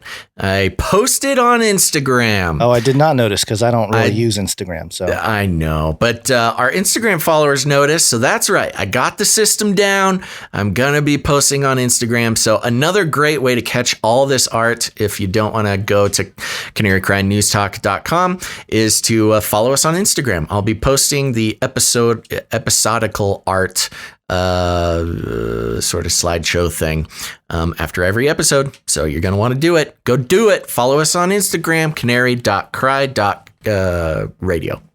Very good. We have a couple pieces of snail mail to get to, and then we'll get back to the show. Let's see. First off, I got a piece of mail from Ken, and I have a note here, and I think this is more for me, not the show necessarily, but I do want to thank Ken on air here. Yeah, he's a producer, isn't he? I think so. It says right here, looks like he is a producer. He made a contribution. He's a producer now. He says, your videos and lectures have been inspirational to me. I have been blessed with much of the handwritten here. Love. Oh boy. Oh God. You should have figured this out before. I did read it before. Okay. But handwriting is a lost art. It is, but it's okay. Basically, that they've been blessed with the ministry And the Lord has compelled me to form and attach to Ken, forward, I apologize for Gons. forward the attached to use in whatever way you see fit. So thank you very much, Ken. I appreciate it. Sorry about butchering the note here. Yeah. But, now, was this directly to you? Yes. Or was this to the show? It was to me, I think. But again, that's why I'm kind of not sure. Say right on the check, but whatever you want to do. Sounds good. He's a producer of the show. Thank you very much, Ken. Yes. If it's to me, then it's, might as well be a producer of the show. Yeah, it's all good. And one more piece of snail mail update. I wanted to thank Christopher and Laura for the blankets. And the note here says, my wife and I thank you for all the information and interviews you have made to the public at large for free. My wife, Laura, has made your new baby boy a powder blue baby blanket. She has also made a thicker, bigger blanket for those toddler years in the navy camo color scheme that will easily make a nice throw later in life. Oh, beautiful. So, yeah, and I have a picture here of the blankets. It's my little boy there hanging out. Oh. With the blankets, the baby blue. He's on the baby blue one, and you got the navy blue camo one behind him. I'll send those pictures over to you, Christopher and Laura. Thank you so much. That's Annie O. That's Nemes. very special. Yeah, Annie _O_ Nemes and Sue _D_ underscore onym in the chat. So it's Annie, like anonymous, and pseudonym, pseudonym. Mm-hmm. Yep. I'm just now understanding this. Perfect. Yes. Our people are so clever. I know. So there you go. That's everything for the updates. Thank you so much to Ali, aka Javel. It's Javel. I saw a thing. It's pronounced like gavel. Right. Javel. Javel. Yeah. For the timestamps, we appreciate that. What else? No birthdays. Oh, we have merch birch. Oh, yeah. If you're looking for Canary Cry Radio and Canary Cry News Talk merch, head to canarycrymerchperch.com. It is a family-run thing. Producer Dust so graciously put that together, is putting the products together. There are some new products up at the Merch Perch right now, and one of them, Gons, I don't know if you can pull them up or not, but there's the Canary Swole Radio gym bag. It's available with the iconic Swole basil on it. So we're quickly becoming into a fitness brand. Hey, that's how these other guys made it. Might as well. That means I got to start working out, though. Got to find our niche. I know. I would say collectively, we're okay, but we're okay. The way 88 draws us, and now Allie, is very inspiring, not just to us, but to everyone at the gym. So you can get a nice hat, a gym bag with Canary Swole Radio. All these products are producer made, and thank you, Producer Dust, for putting them together. Everything is sold at cost to make it the most affordable we can to the Canary Cry community, Canary Cry family. But you do have the opportunity to tip the webmaster, which please do. It costs Producer Dust money to do this. You can also tip the artist and tip Gons and I if you want to do that. So thank you so much. And Christmas is coming up. So get your Canary Cry, your Canary Swole Radio merch over at canarycrymerchperch.com. Yeah, that pagan holiday Christmas. Oh, yeah. Yes, what a great way. Hey, yo, wake up. Wake up, folks. Okay, here we go. We're going to start out. Do you have any preference, Gons, on the order of these? I'll do this first one. Okay. Did you ever have the feeling that you were being watched? This is the worldeconomicforum.org. You will be hearing more from this outlet because I actually started tracking them a little bit more here. Brainwaves could help us monitor mental health, says Alphabet. Alphabet. The parent company to Google. Google parent company Alphabet has unveiled details of a mental health experiment and prototype device designed to monitor symptoms of depression more accurately over time. called Project Amber. The experiment combined machine learning with 96-year-old technology to measure electrical activity in the brain, EEG. Quote, we were inspired by neuroscience studies showing that certain patterns of electrical activity in the brain correspond with depression symptoms, explained Obi Felton from the Moonshots team at X, Alphabet's innovation lab. Of course, X, you guys remember, or people on the YouTube channel would know some references to the mark of the beast. According to some Satanists, they took the X in a circle and said that that was the mark of the beast. But, you know, that's just according to the Satanists. Doesn't mean it's biblical. Yeah. If you want to learn more, make sure to check out the Face Like the Sun YouTube channel. Quote, for example, many depressed people find that things that once brought them pleasure no longer do. So they don't experience the reward that follows a positive experience. A different approach. Traditional mental health assessments involve clinicians asking a series of questions or providing a survey that patients complete themselves. As these surveys are subjective, Project Amber focused on electrical activity in the brain as an objective measure for mental health, similar to the role blood glucose levels play as a biomarker for people with diabetes.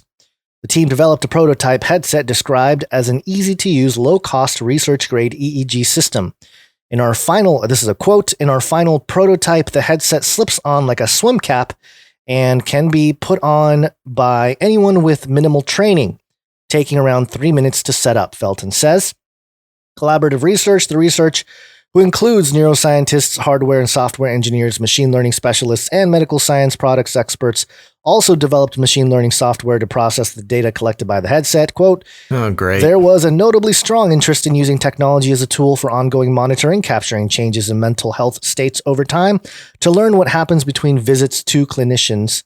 Felton says more research is needed, according to Felton, who says it's unlikely a biomarker for depression and anxiety exists, quote, given the complexity of mental health. But she added, there's no question that there's a huge opportunity for technology to enable better measurement. In the meantime, Project Amber is making its technology and research findings freely available on GitHub, the open source code hosting platform, in the hopes that the mental health community can build on its work. At least they're making it open source. I guess that's a start. Great. Poor mental health is a huge growing problem. The World Health Organization estimates that globally there are more than 264 million people of all ages suffer from depression. It is a leading cause of disability worldwide and is a major... Now, why would they suffer from depression? I mean, it's just a manufacturing global pandemic and a closing down of the economy and the shutting down of businesses and the refusal to let them work and the make sure that they have to hide their faces and not see any smiles from other human beings, not be able to see their family during the holidays. What is there to be depressed about? More women suffer from depression than men. And it says here the COVID-19 pandemic is causing widespread psychological distress and will likely lead to a long-term upsurge in the number of severity of mental health problems, according to a United Nations report, COVID-19, and the need for action on mental health. If there wasn't like a Hegelian dialectic problem reaction solution thing here, I don't know what is. I mean, like you mentioned, all the points there of what this pandemic has caused. More people are probably going to die from either economic woes or depression or some other mental issue from the lockdowns and everything else than the virus itself. And then, Google's going to monitor your brain waves to make you feel better. I mean, come on, man. It's like Google, or at least Alphabet, the parent company, is also trying to take their own place as a many-breasted one. It's a Shaddai, an El Shaddai. Yeah. So, there you go. I mean, I don't know why you would want anything, the parent company of Google tracking your brain waves and telling you how you can make yourself feel better. But there you have it. It's all happening. And... well, see, you can get diagnosed with Alphabet's brain scanning technology and then get your meds delivered by Daddy Bezos. Oh, hey. See? It's all a big joke. It's almost as if it were a beast system. Oh. Speaking of the beast system, beast system. Well, why don't you hit that money jingle too, because we've got a whole thing to go into.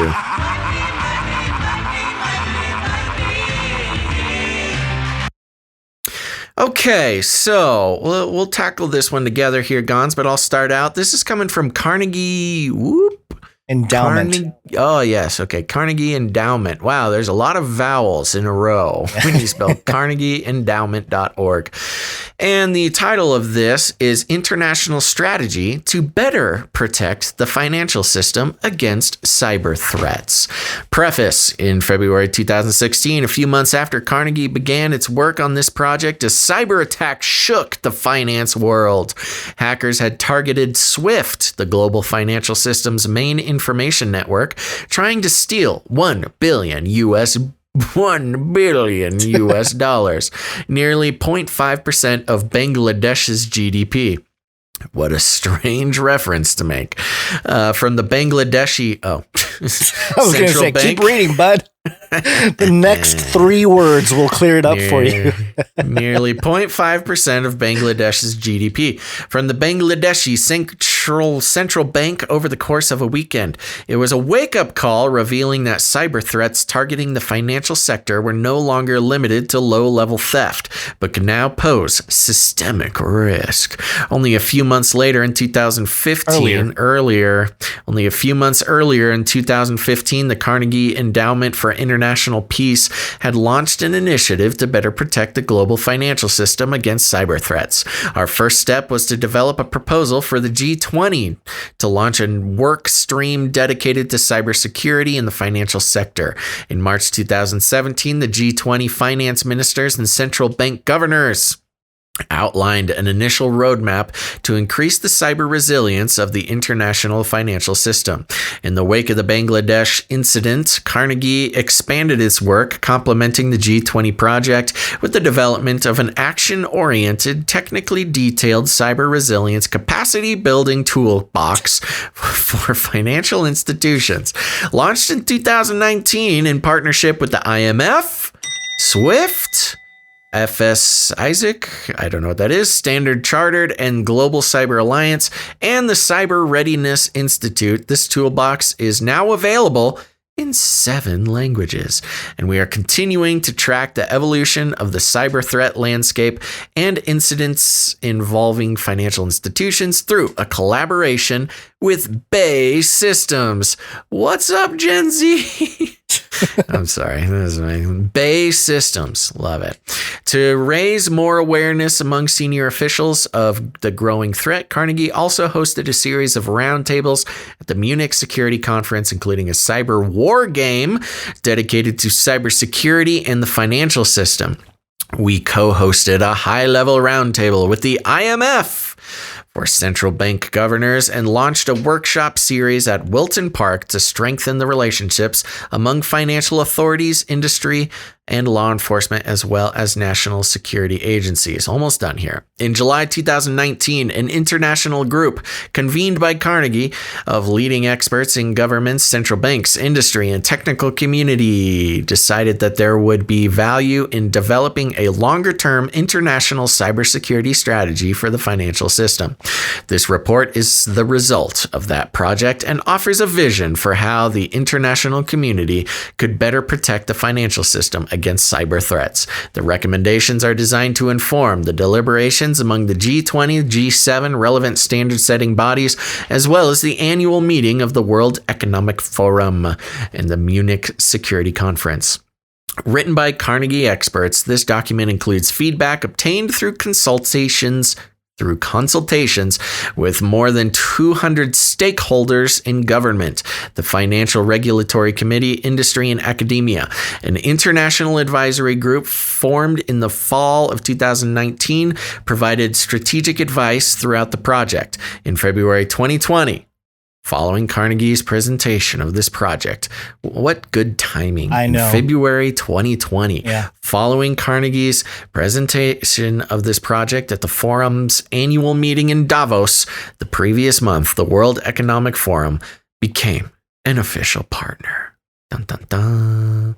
Yeah. Okay, so there you go. Basically, all of the evil billionaires of the world and leaders of all the banks and the global economy got together and decided, we should probably think about cybersecurity, and came out with this report. And Gons, what do you have to say about it? So I went to the PDF here, which is a very long 242 page document.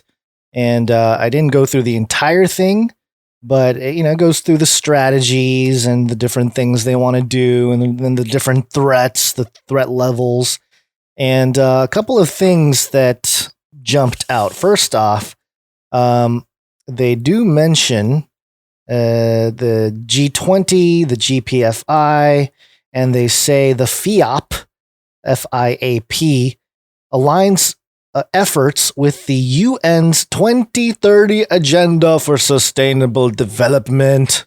Ooh, there it is. And the G20's high-level principle for digital financial inclusion, and it aims to provide an evolving financial framework for states, regional organizations, and industry. And you got to keep in mind, we didn't elect these people, we didn't vote for these people. They just decided to get together and save the cyber world economy.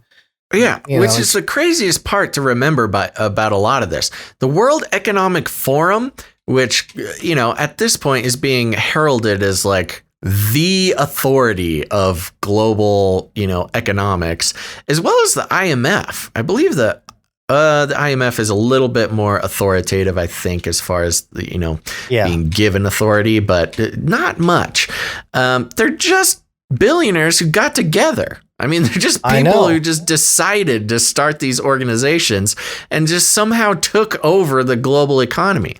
Yep. And this is the big kicker here. Another sign that cybersecurity is rising on the financial inclusion agenda is in the Bill and Melinda Gates Foundation's grant making. There they are. A crucial funder of financial inclusion efforts worldwide through its Financial Services for the Poor program.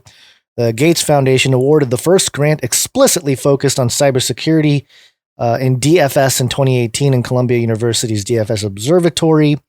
And they are mentioned as one of the organizations out of many that are supporting this whole thing here. And, the same way that, and this is really the punchline or the takeaway from all this, the same way the pandemic, the quote unquote pandemic, created this platform for Bill Gates to get out there and, jab him vaccines and whatever, the whole deal. Again, not an elected authority, and not a health professional. No. Just a rich guy. The same way he was pushed to the forefront to save us all, I think they are setting up what can be, I think it's been labeled a cyber pandemic or some kind of major cyber false flag that, and this has been kind of known in terms of theoretically, but I am having more confidence that will be the case, that we'll have, because even the beginning of this article here, they use Bangladesh as this example. Just a few months after Carnegie began its work on this project, like Carnegie just happened to start working on this project, and a hacker targets Swift. I know the timing.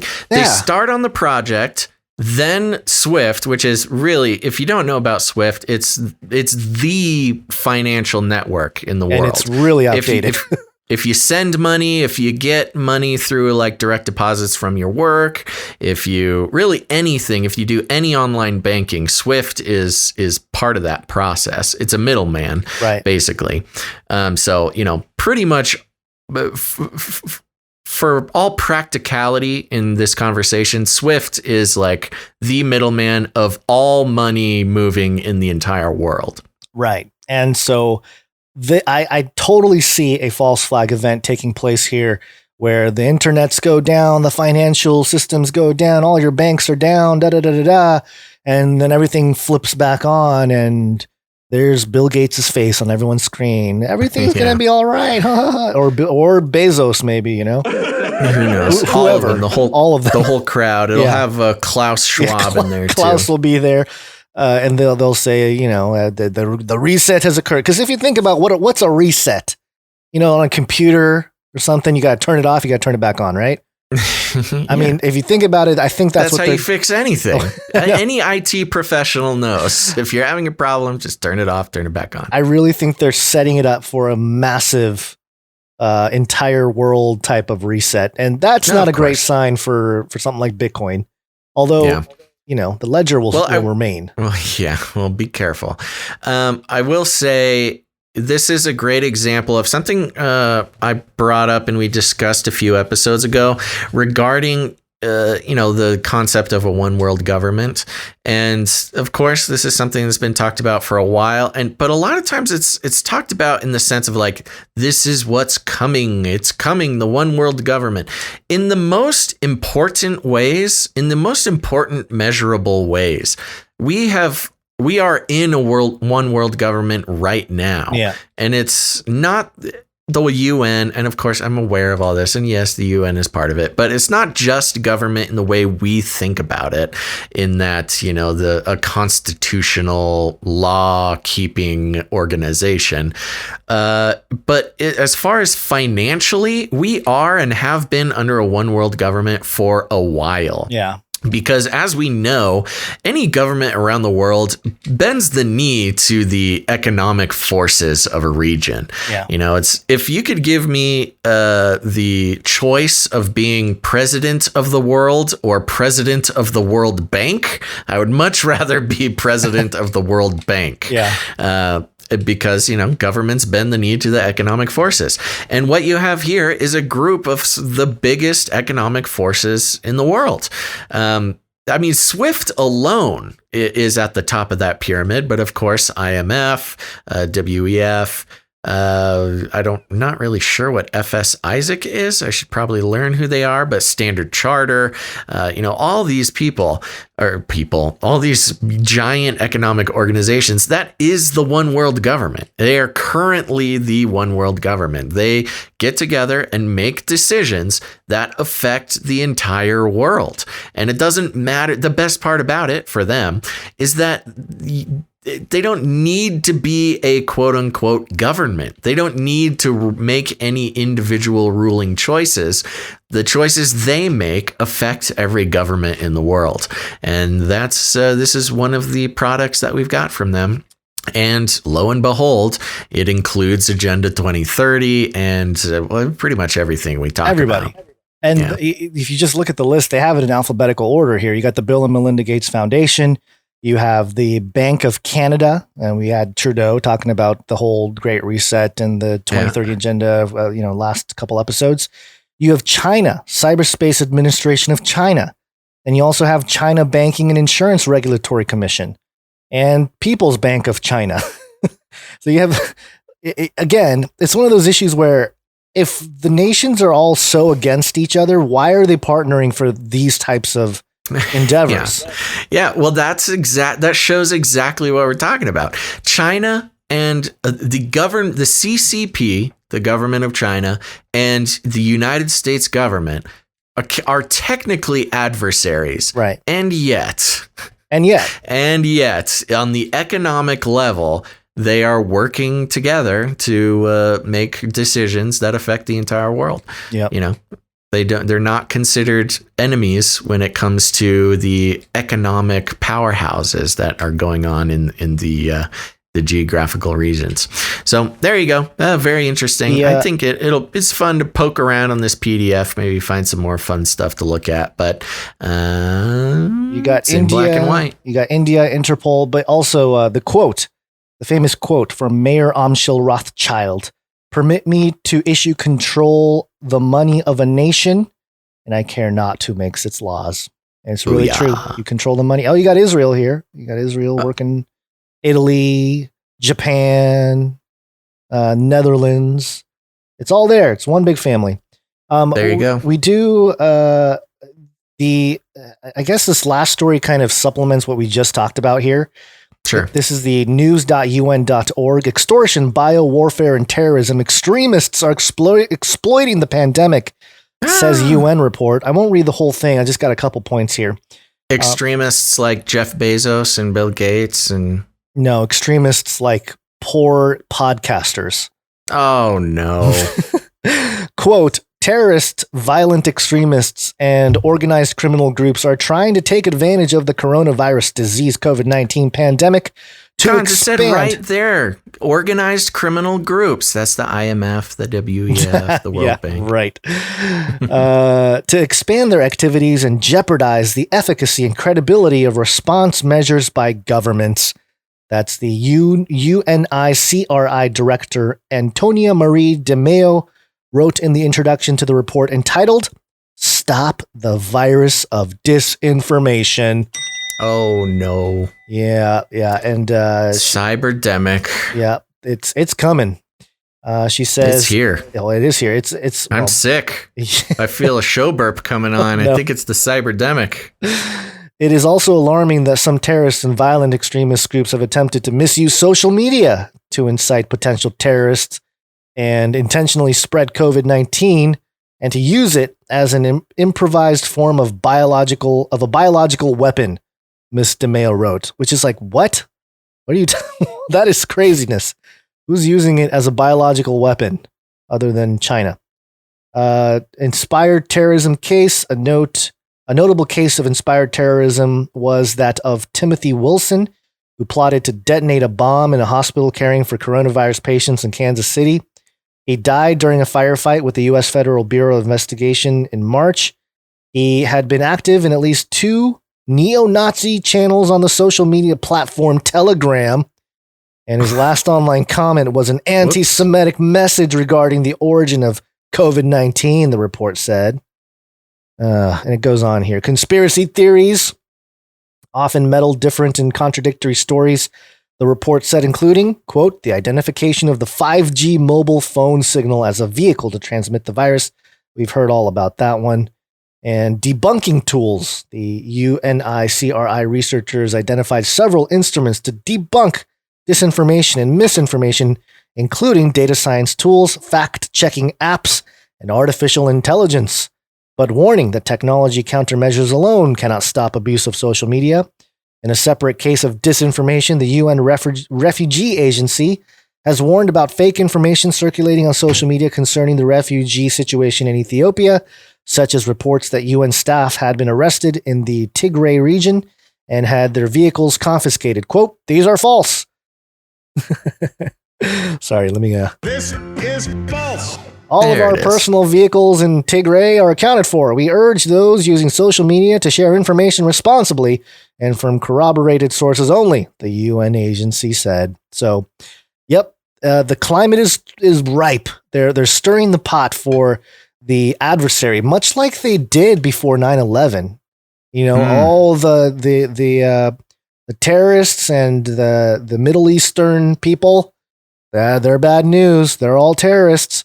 They're doing the same thing here with the extremists of misinformation and disinformation. It's all the same pattern. The names might change, but the methods are the same.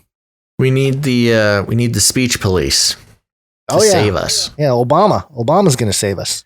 More speech police and sewer surveillors. Oh man. Yeah. We better keep laughing because it's getting pretty dark. Yeah. Literally. We better stop then. Yeah. Okay, everybody, thank you so much for tuning into this episode of Canary Cry News Talk. Did you have anything to wrap up on, Gons, or should I just go into it? Just go into it. Okay. Thanks again. Now, here's the thing, folks. Remember, we will be back. Oh, yeah. We should mention about next week. Oh, yeah, next week. Next week is holiday week. We have a changed schedule due to holiday things. We will be back on Monday. That is November 23rd. November 23rd sometime. Well, we're going to get started a little earlier on the 23rd.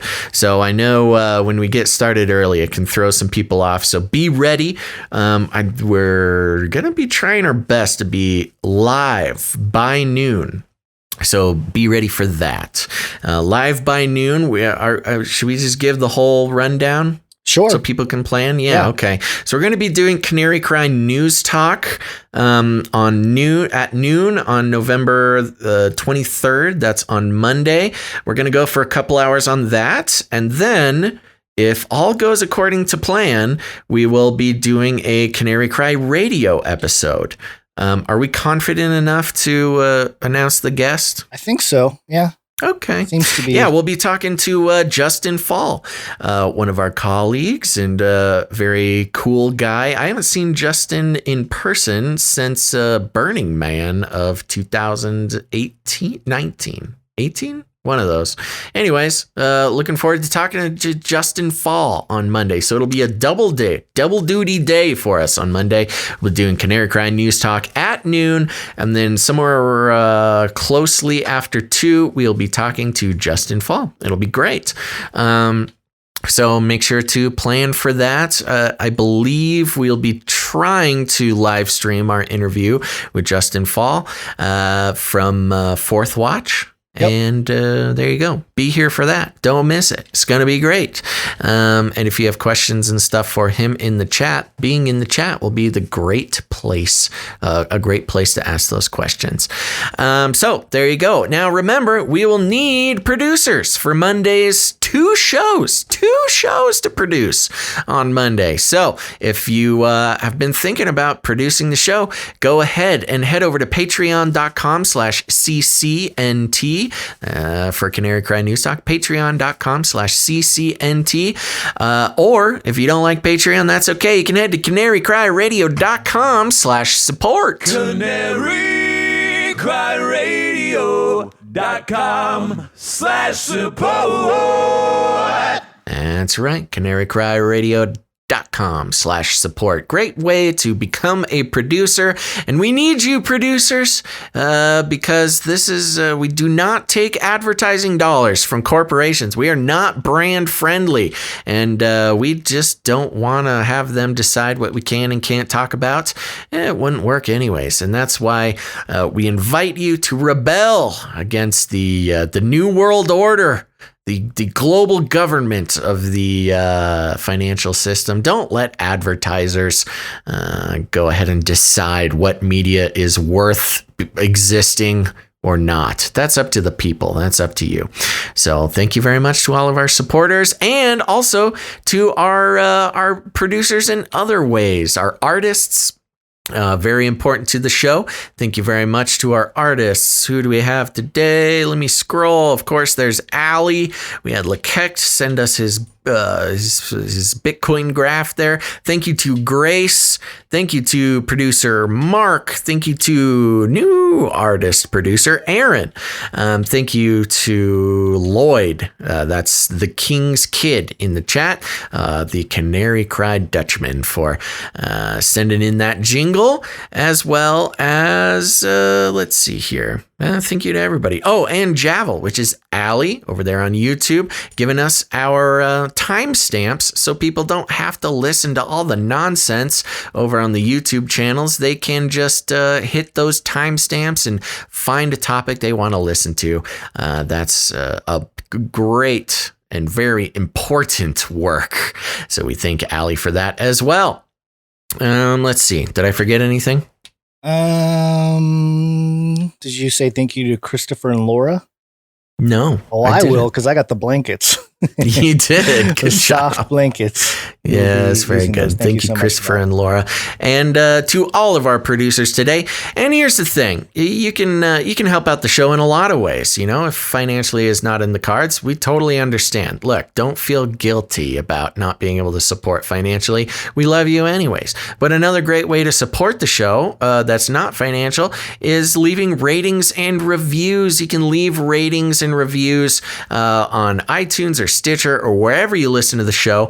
If you haven't done it yet, make sure to smash that like button on YouTube. That helps us out quite a bit. But ratings and reviews also help share the show. It tells the iTunes algorithms to share the show with people who haven't listened to it before. Helps us climb those podcast charts, which is very important for spreading the word.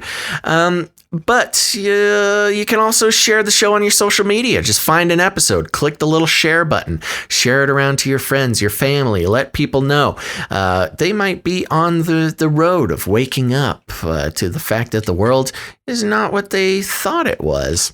And that's a good way to do it. And if you need any other instructions, here's what you do. You walk right up to him, you grab him by the cage, and you shake it. The end of the world occurred pretty much as we had predicted. I want to shake things up, stir up some controversy, rattle a few cages. Hey, stop that! You'll never silence me. I'm the last angry man, a crusader for the little guy. Leave the bird alone. Never. Rattle a few cages. Rattle a few cages. The human race will have every opportunity to improve.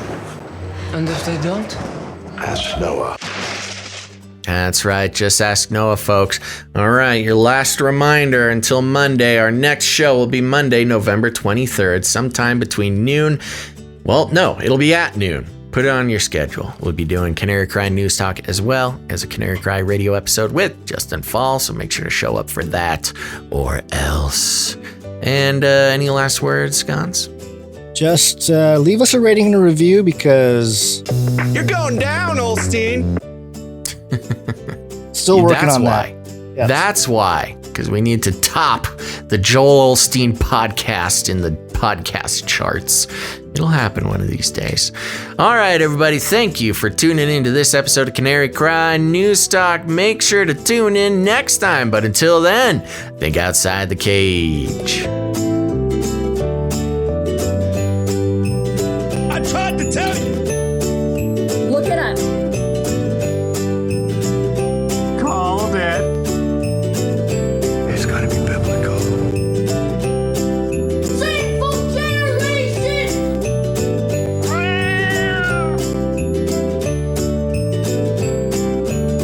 Burn it all. I'll keep you warm and safe in my people zoo. Stop this progress before it is too late. Remember, reality is an illusion. The universe is a hologram. Buy gold. Bye! I want to shake things up, shake things up. I want to shake things up, shake things up. Leave the bird alone. I want to stir up some controversy. I want to rattle a few cages. I want to rattle a few cages. I'm the last angry man. You'll never silence me. I'm the last angry man. I see. I'm the last angry man. You'll never silence me. I'm the last angry man. A crusader for the little guy. Little guy. Little guy. Well, we'll see about that. Whatever, Illuminati.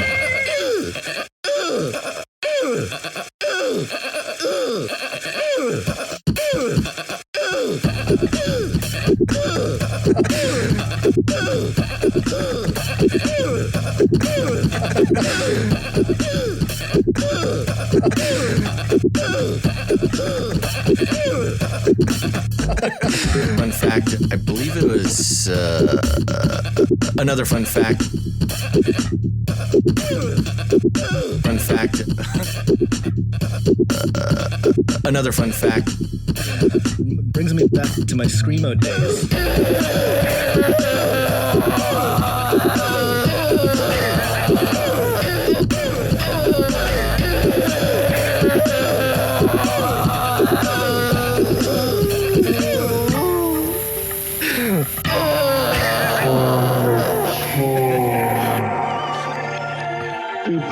That's where I started.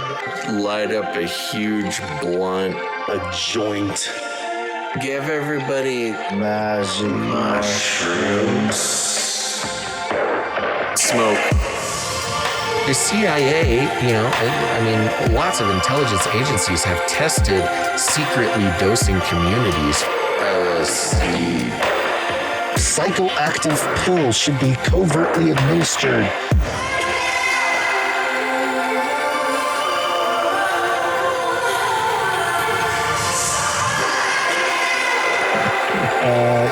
Just put me on some, I don't know. Give you a shot in the butt. Fluoride, oxytocin. Get a chemical hug. I did dabble, some of that robot crack. I know what it's like. It's a lethal recipe for disaster. You need help. If you're a pharmacist, you need to repent. All right, weird.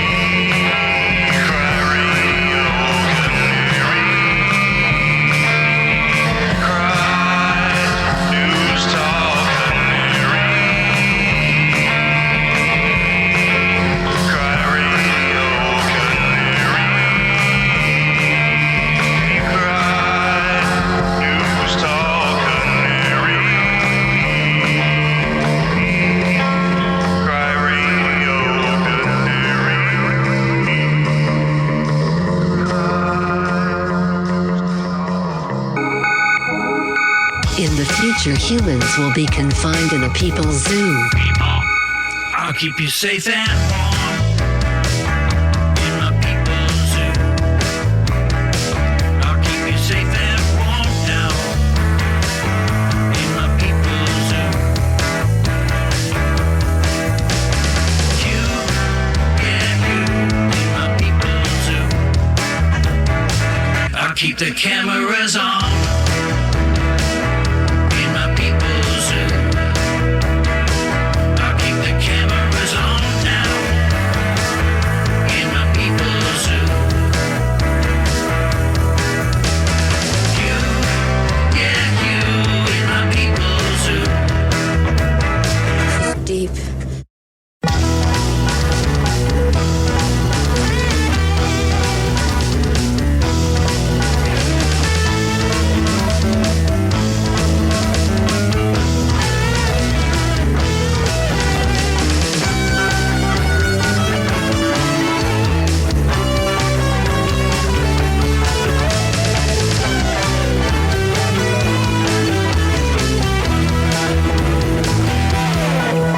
I'll make you fat and sassy in my people's zoo.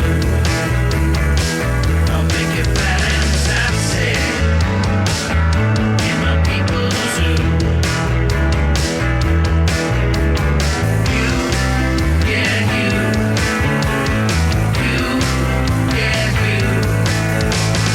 You, yeah, you in my people's zoo. And melt those babies into candles. That was nice. Now is the time to do what you're told.